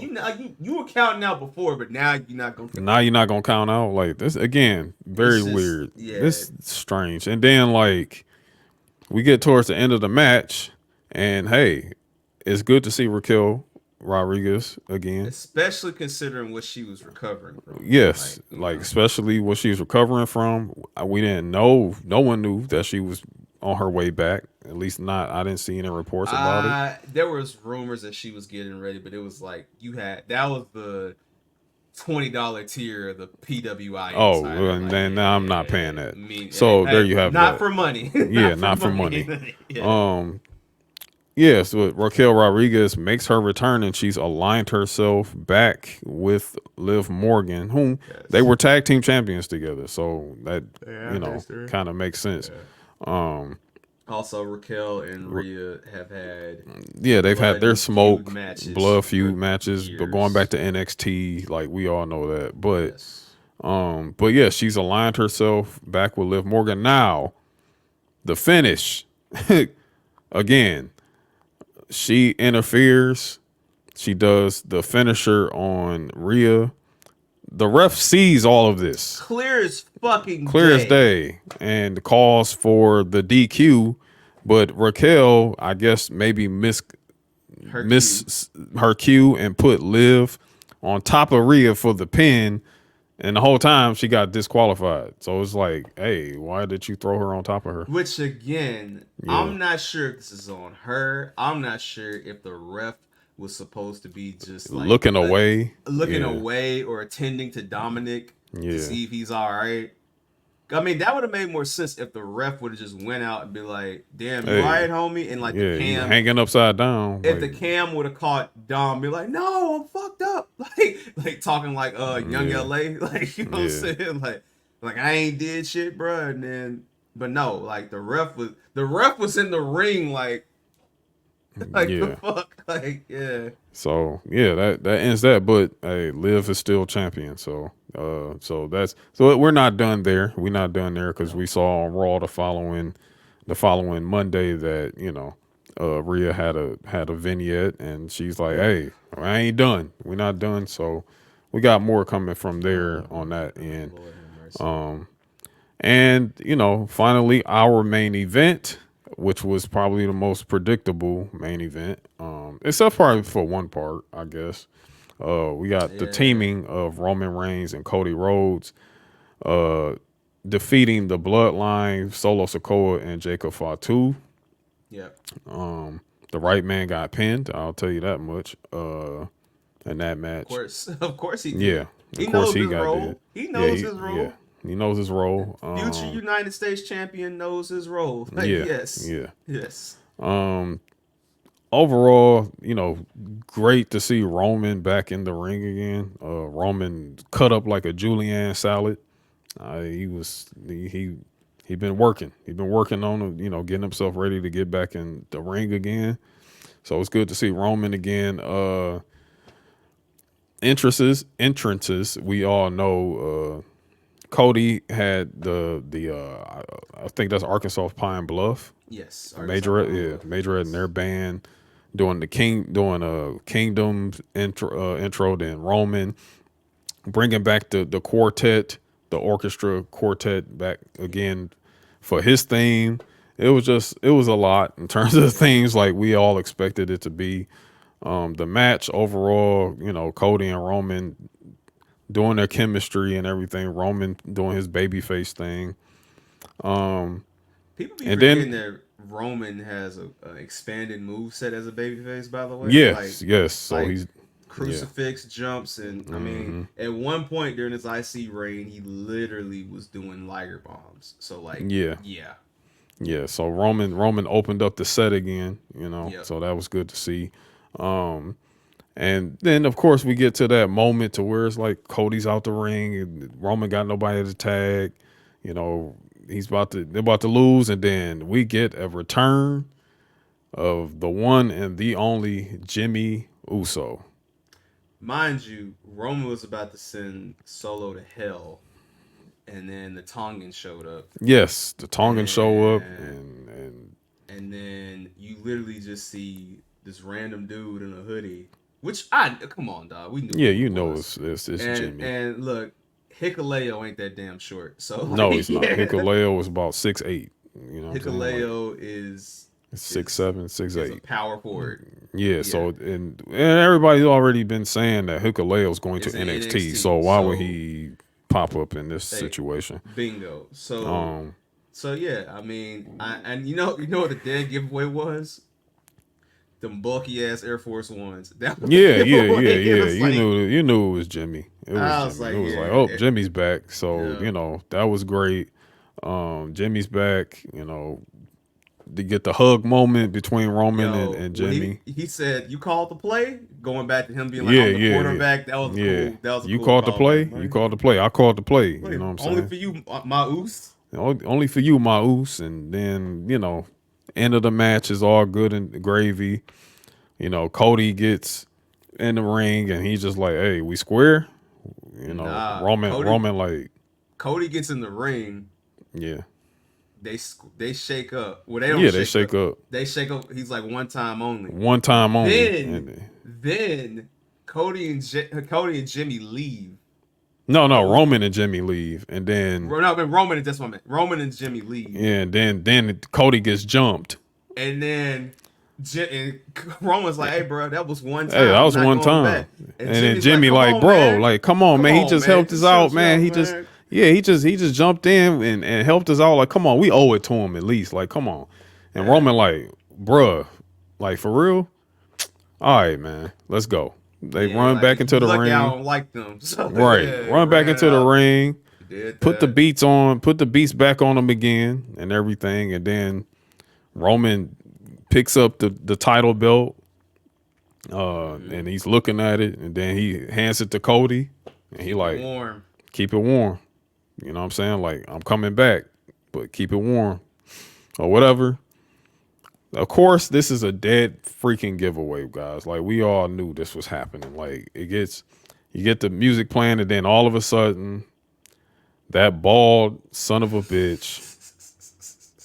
On a night of prop belts, you should have known when you saw that prop belt an hour and a half before, that the other parlay championship was going to be coming out too. Yes. Also, he wasn't even low. They said that man was at like a Georgia football game or something like that, like a high school football game in the area. Like, fam. Yeah, he wasn't low. I mean, it was just like the last time when they said, "Hey, he was at a gym working out," and you saw him at the gym working out, and he was on SmackDown. They said they were testing out his music. Yeah, testing out his music. Like, it's like that dude can't. Like he can't stay low to save his life, bro. Like he can't just want to be low. He don't want to be low. He want everybody to know he's here. You know what I'm saying? Like, he want to be low, and then when you see him, he want to do the mace. And he comes out, and of course we're talking about The Rock. We're talking about Dwayne Johnson. He comes out, doesn't say a word. Oh my God! I just realized this is season 7, episode 77. We talking about $7. We talking about $7. Yes, we are. Let's get to 78, dog. Fuck this. Yeah. We gotta get out of here. Man. But yeah, he just stands there. He does the 1, 2, 3. Music cuts back on. Like, all he's doing is staring at the ring, and he just like, what is this shit here? And that's why I say, like, the War Games match, you can't really count out the bloodline in this, bro. No. They're having their own thing. That's the main event. Like, it's just, But and then what made it even crazier, he literally was on IG Live the entire time. Went on IG Live and spit a promo of nothing. Nothing. Like, you want to know what the great one thinks? The final boss thinks? You have to wait to see what the final boss thinks. And then he cussing out Dusty Rhodes' picture on the side of the he over there dapping up truck, the security employees and employees. Just being Dwayne Johnson, bro. Like, this is what he does, man. And you think that's it, and it's not, because now we get into the internet aspect of Bad Blood, the after show, which I have to commend them on, which is really, really cool, because now we're jumping into the reality aspect of things, because the whole time you're thinking, where's KO? Oh, KO was there. KO was there. Matter of fact, he was waiting. He pulled up in a Lambo on Cody. Uncharacteristic, by the way. This is a mini Dan ass dude. Yeah, like this is a dad. Like this is a dad. Like he's in a Lamborghini. Like, I don't know where he got this Lambo from. Kevin Owens is like, if I was a Subaru car salesman, I'm fucking hawking his ass. What's up, Kevin? Hey. Like, you look like you got a few kids. Like, you look like you need. I can impress him, my brother. And he's talking to Cody and everything. We don't know what's being said. You know what I'm saying? But the body language is kind of strange or whatever. But this is letting the social media work for you. Like, this is what this is. Like, all the fans that were outside watching this and recording it on their phones, like, this is marketing genius. You had Kevin Owens jump and whoop Cody Rhodes' ass at his bus, whooped his ass at his bus. Of course, Nick Aldis runs out with everybody, and they breaking up this squabble, this fight or whatever. Yeah. And then KO yelling, talking this shit, and he jumps in the Lambo and takes off. And as a response to that, Triple H tweets, "Hey, we are aware of the incident outside of the arena last night between Cody Rhodes and Kevin Owens. Internally. The matter will be dealt with internally. Sir, reality television. That is television."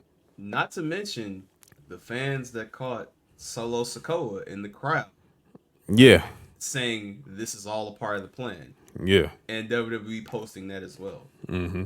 Yeah. So we just had a litany of just like, bro, why all these moments keep happening after the show? Like, nobody's gonna cut to this, but again, you let social media work for you. You gotta let it build up. You gotta let it hit TikTok. You gotta let it hit Twitter. You gotta let, you know what I'm saying? You gotta let it hit Instagram. Like, you gotta let it be talked about. And that's exactly what they did, man. And that was pretty dope on their part. But Bad Blood, you know, I'll give it a 7. You know, it's probably about a 7.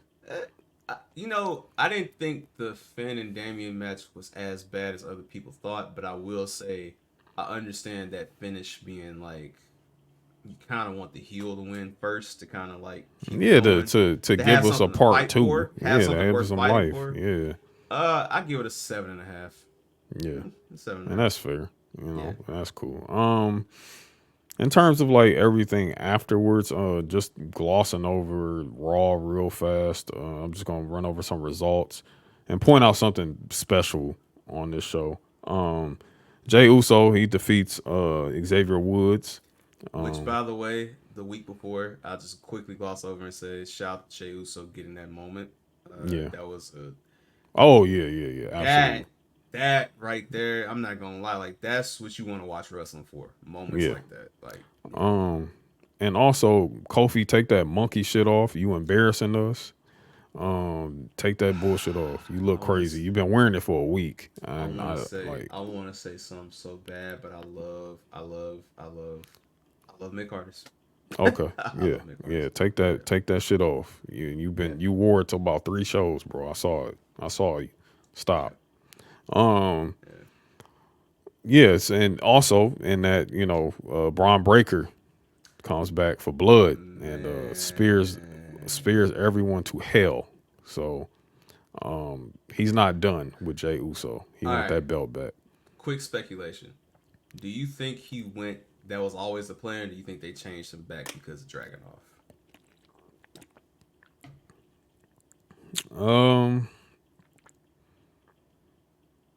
I don't know. It was always the plan. I think it was probably always the plan. I feel like that was set up to make Jay feel safe. Yeah. That whole thing last week was something to say, hey, you know, I'm away from you now. Enjoy your reign. Right. But no, I don't think it was a Dragunov thing, because I think they was heading towards Dragunov and Gunther, because, you know, they was doing Dragunov and Gunther on house shows. So I think they were heading in that direction. Like, that's a good like layover feud before we get to like bigger feuds by the season or like whatever. But so he's not done there. I'm not gonna hold you. This could be a match of the year contender. Like Sheamus and Pete Dunne. Bro. Yeah. Brother, let me tell you something. I have seen a lot of things in my day. That right there is how you book a mid-card gimmick match. Yeah.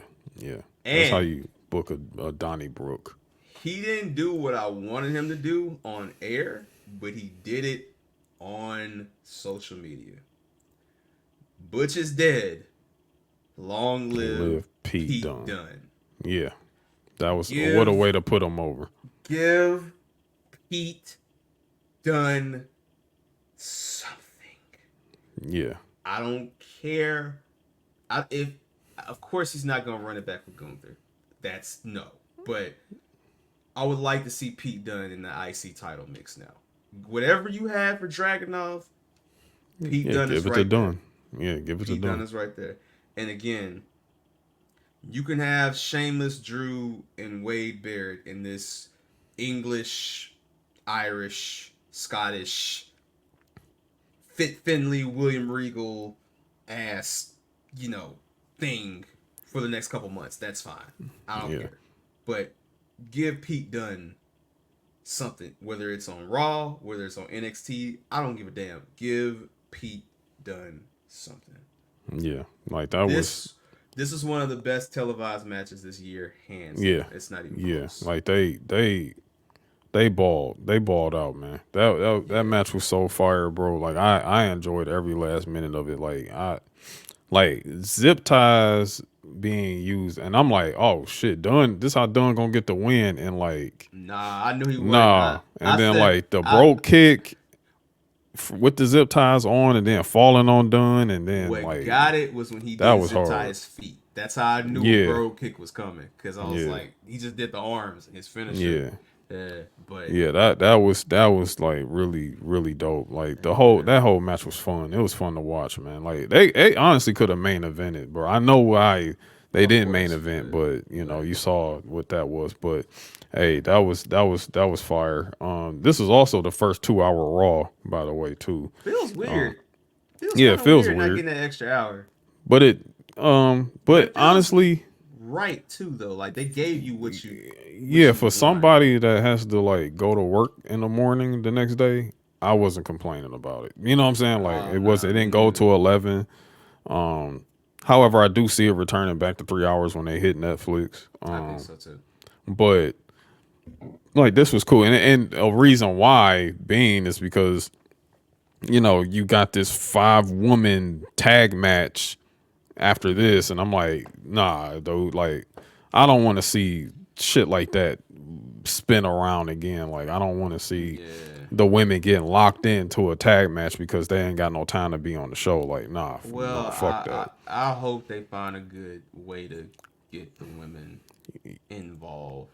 But we know that match happened, and the Double C and Natalia and Zelina and Lyra won and beat the Demon Goth Girls and Pure Fusion Collective Stud Watch. Beat them. And that was that. And then the main event, Gunther defeated Sami Zayn with the sleeper hold. Another great televised match. Yeah, another great televised match, which is no surprise there. Like, because we saw what happened at WrestleMania 40. Damn well Sammy and Gunther were going to give us a banger of a match. And we're definitely getting a part 3 too. Yeah, probably so. Yeah, we're getting part 3. You want to gloss over SmackDown, or you want to go to NXT next? Nah, SmackDown's before Bad Blood, so it don't even matter. I just want to say that was a fire ladder match, and prayers up for AJ Styles, because it looks like he may have legitimately injured himself. Is he really injured for real? Because they did a segment. They literally did a segment backstage. I'm hoping it's all a work, but I will say when his leg buckled down that in the ring off that suplex, that's where it kind of looks like it's kind of sketchy. But again, I will be paying attention for sure. Prayers up for Chelsea Green, and yeah. That was SmackDown. So definitely prayers up to AJ Styles. I mean, it was kind of good to see him back again, but and then like giving us a match versus Carmelo Hayes at that dream match. Sure. You know what I'm saying? But hey, I mean, I hope it was a work. It felt like a work. It felt like a work because they kept the cameras on him. Yeah, because they kept the cameras on. I'm hoping that's the case, but it looked kind of crazy. So, yeah. NXT, and we'll get through this, but look, I'm gonna tell you one thing about NXT, because they had to go to a smaller venue. Because they just run St. Louis the day before. Yeah, they just ran St. Louis already, and they went to a smaller venue, and I'm gonna tell you this, it felt like NXT days of old, like. Oh yeah, black and gold. Yeah, it felt very black and gold. Silver. Like black and well, of course, the black and silver. If you want to call it black and silver era, but it felt very intimate, and it felt very. It had the energy of the black and gold show. Like it felt like being in Full Sail again. You know what I'm Well, I saying? mean, like if you guys are watching, you look at our background, which is Fire Pro. It kind of felt like that, like a kind of smaller venue, but like Yeah, everybody's into it. yeah. And uh, shout out to Sean and Triple H for doing an anniversary State of the Union. Yes, the DX State of the Union actually showing that hey, we're old and We're old as we're fuck. using these young people vernaculars that words. we don't know, but we're just going along with it. Yeah, like that was pretty cool. That was dope. It's cool. It's funny just seeing how much they're playing with. They're being so playful about how old they are and using their old days of like the gimmicks and stuff. Like the previous week before was CM Punk wearing Shawn Michaels ref gear. Yeah, like dressing like Shawn Michaels in his like how he did in the 90s and with Shawn the ref was gear. Like, hey, take that ridiculous thing off. And he was just talking about the hat. Like, talking about the hat, not the shorts. Not the shorts. That also, was funny. Don't forget, like during COVID when they were doing, I think it was like not Heat Wave, but it was one of those like shows where they had like Road Dogg and Sean. They were masked up, and like Sean was at the computer. He was still doing the fingers like he can't type and everything. Don't know how to work a computer. Bro, I'm waiting on the day where Sean fucks up and like walks backstage and calls Sean Spears Stan. Oh yeah, just on some funny shit. Yeah. So yeah, shout out to shout out to them. Like they're it's been really great so far on CW and how they've been like getting that crowd, keeping that crowd, you know what I'm saying? Like that viewership on the NXT level. It feels very new era. We all know Trick Williams won the title, but like so he's tricked 2 times. Tricky 2 times now. Yes. He beat Ethan Page, who Ethan Page is still being a menace. By the way, love it. I'm fucking loving it. I'm rocking with like Ethan me, Page. Man, like I ain't forget.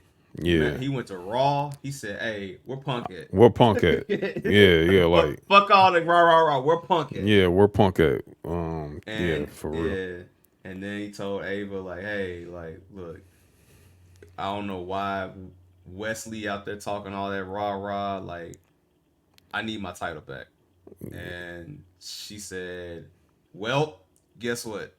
Next week, winter Halloween Havoc." So. Yep. And like the thing is about now, Wesley, I'm gonna need you to get a little better on that mic, brother, because you got cooked. I'm gonna hold you up. Well, I ain't gonna lie. You got cooked, bro. I feel like they set him up to get cooked. I feel like they intentionally let him get cooked because, fam, before he could even get his shit off, Jey Uso comes out just because. And that was it. And that just ate all of it up. It was like, this is a star. This is a star right here, you know. And they did the whoop that trick, yeet. And yeet, like, that was cool. Then they had, Kalani, Bianca come out, and they all were like, "Look, we all got threw gold." Up the belts, threw up the belts, like you know what I'm saying. Like it was just really dope. Now, their match versus Fatal Influence, that's women's multi-tag match. That was a fire match. Like I enjoy watching that, and Jade is getting so much better and confident, and she's really just watching Bianca take her under the wing, like as she's done. It's been like really, really dope to see. Like, and I was skeptical because I didn't think they needed these titles, and I said that on Black Announce Table. But I will say I am glad that there was a plan for Nia Jax and Bayley for an extended amount of time, and including Naomi in this, and probably, we'll see. I'll just say this: there are Raw spoilers out there. Yeah, do with that what you will, but. Yeah, I did like how they were heavily involved, and like it feels like they're taking the titles everywhere because they're now the next feud for them is Lash Legend and Jakara, which is what a lot of people on the internet have been wanting. Whether or not it's been for the right reason, it's another story. But people are wanting this just to see, 4 black women on television doing the damn thing. Because usually it's only 2 black women here or whatever, but to see 4 strong, athletic black women like go at it, like that's gonna be That's gonna be one of the ones for sure. Yes. Yeah, like that's gonna be dope. But yeah, man, like you said before, we saw that confrontation with Lash Legend and Jakar Jackson. Rocky, let's see, what would this be? Rocky 7? Rocky 7 takes place after that match.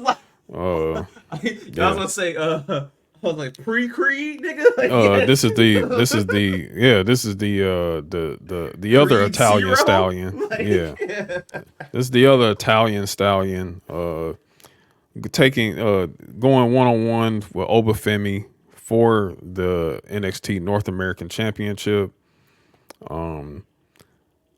I was in and out on this match. Like I was peeking, whatever, and everything like that. But it was a very strong reaction. It was very people loved like it. a motherfucker at that end. Yeah, I was like, huh?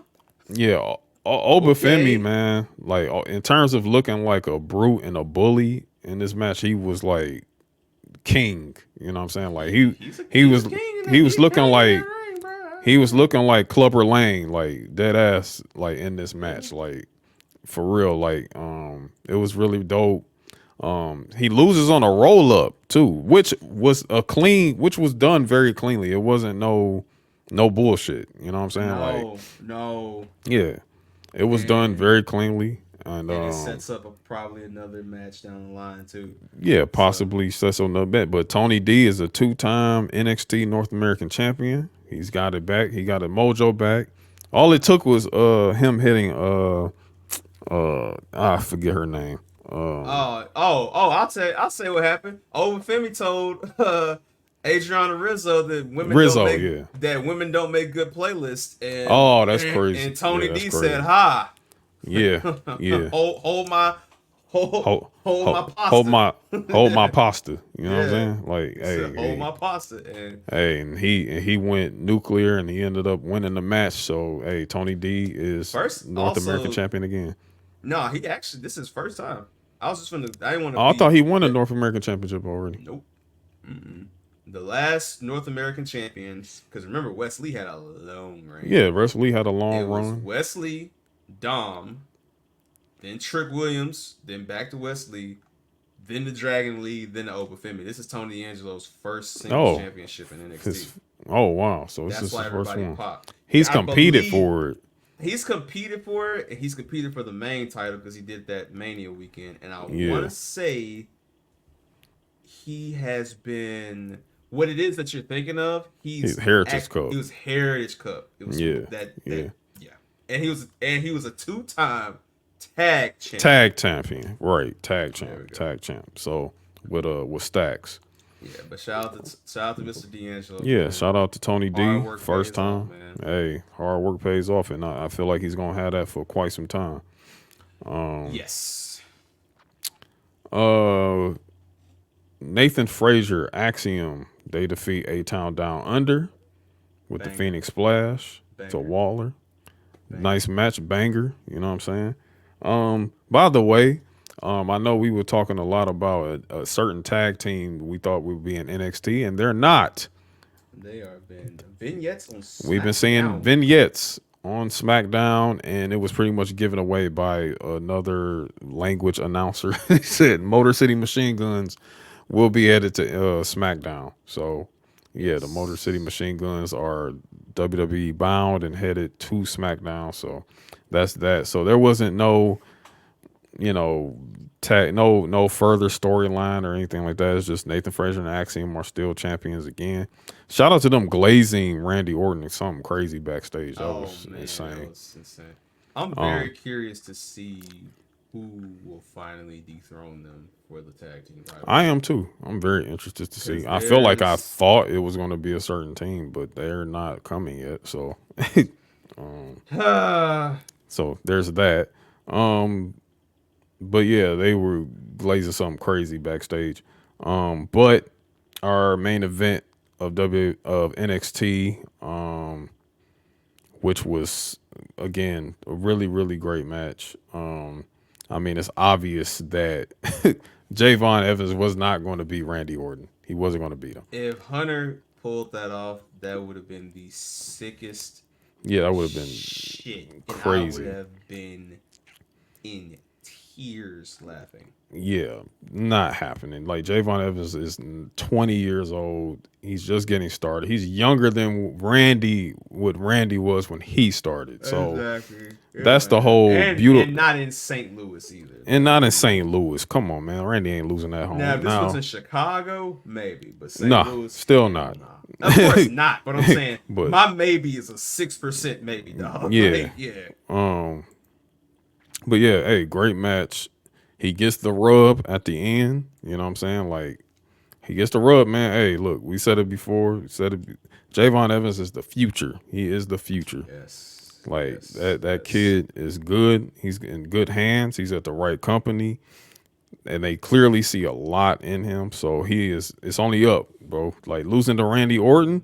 You lost to Randy Orton. Bro, that's the thing that I laugh at, man. That's next to losing to John Cena, bro. Like, I don't know if people pay attention, but whether it's Cedric, whether it's that one person we can never say his name ever in life, whether it's Carmelo, whether it's the Coon, you get down there, Sean and Hunter gonna give you a chance. Mm-hmm. And they make it happen. So yeah. Hey man, can't say that about other people, but hey, it is what it is. Hey man, hey, whatever. But hey man, but yeah, like that was great, man. That was great to see. It went how I wanted a Randy Orton versus Javon Evans match to go, and it's just good to see Randy just be such an OG now. You know what I'm saying? Like that's fun. Yeah, him and Javon are definitely gonna be on the PS5 playing Sparking Zero. Oh yeah, like I'm about to. For sure. Same. Same. Yeah. But yeah, man, that was it. No, it was not, because brother, that Stephanie Valkyrie debut. Oh Lord, how could I forget? Sir. No. Now we had us say. Now that's what we would do on the way out. No, I forgot. Sir. We had a confrontation.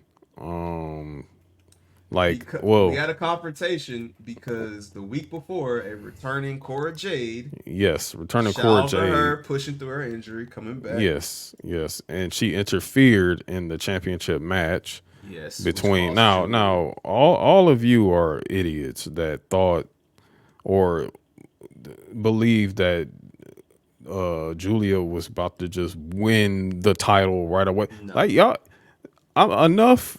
You aggregate accounts on Twitter enough, bro. With shit, I don't give a shit what you feel or what you think or how you want to book things. It's not your place. It's not your company. Go get a job. Don't watch. Just don't watch. Or you can just don't watch. Like seriously, you do me a hell of a good favor if you just don't watch. Go watch Matlock. Like go watch something else. You know go watch Matlock. Go watch the first hour of Dynamite, please. Go watch Accused and the Irrational, because that's what you guys are, accusers and irrational. So, yeah, like we're doing real TV over here. We're doing quality over here. Yeah. If you want irrational wrestling, like seriously, go watch that other show. Like enough. We don't give a shit. The other show where legitimately, and I'm glad you set up the alley-oop for this. In the span of one night, AJ, it went from this, a talent exchange. It went from this to this to this. Yeah, get that shit off my screen. Bruh, why?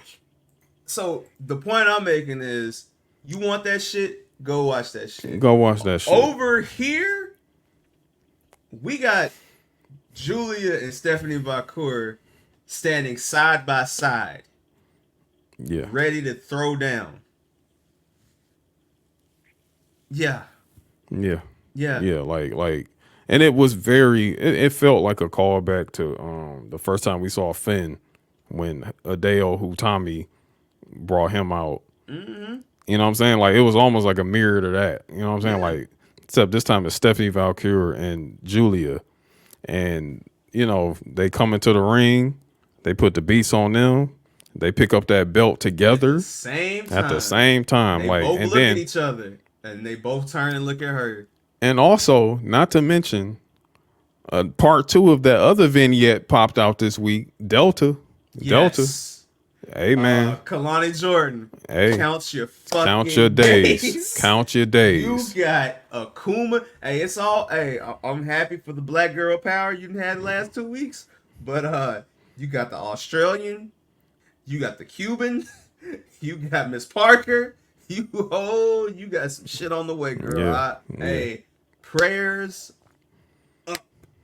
So, And I want to say prayers up to Lola Vice. And there's nothing wrong with Lola Vice. Nothing wrong. She's doing all well. She's all good and great. It's just that she has the unfortunate task of having to carry Nikita Lyons in a match next week. Nikita. And this accent, black scent you're doing, Nikita. Like, please, look, just go work at Checkers, please. Like, leave us alone. I don't want to see it. I'm gonna say it, and I have to say it because I know I'm Latina Tweet Larry on the timeline and amongst our friends and everything.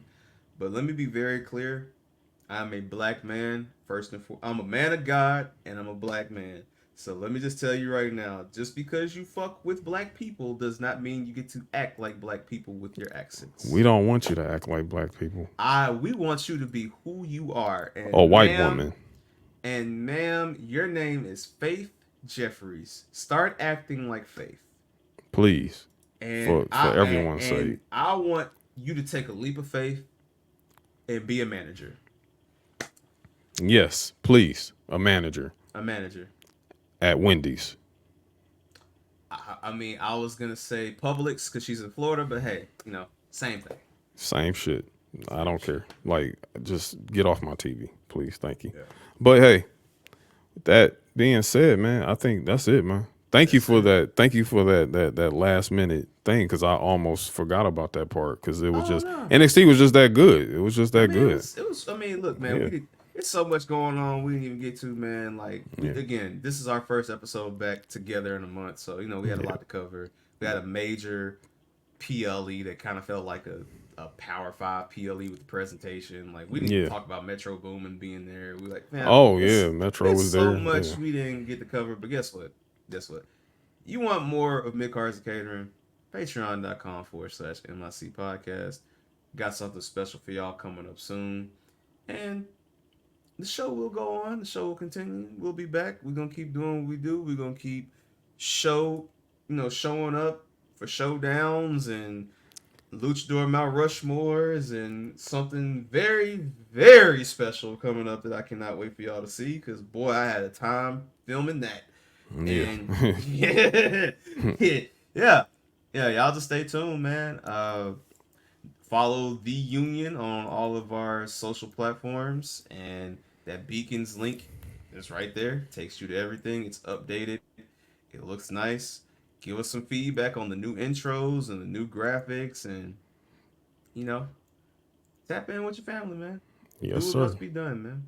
Please, thank you very much. And thank you for all y'all support along the way, too. And everybody that's been here since day one and everything alike. We just had our year 2 not too long ago, year 2 episode. And, we're looking forward already to year 3 and beyond and everything. So we just thank you all for your support and everything. And also just be on the lookout for Patreon next week. We got something special for you all, man. So very special. Stay tuned. Be blessed. Be safe. Be safe. Enjoy good wrestling. And just enjoy your life. Enjoy life, man. Enjoy life. That's it. And with that being said, this is AJ with DJ Larry. DJ Larry, man. And we out. Peace.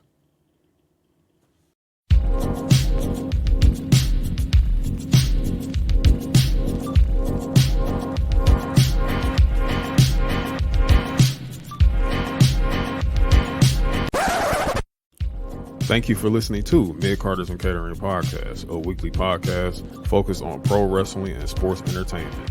Mid-Carters and Catering Podcast is created and executive produced by Amir Johnson. Music, Miami Boulevard by Offbeat Ninja and Maple by Blair North. Special thanks goes out to Show Your Work Network and Guessing from the Stands podcast. Mid Carters and Catering is powered by the Union.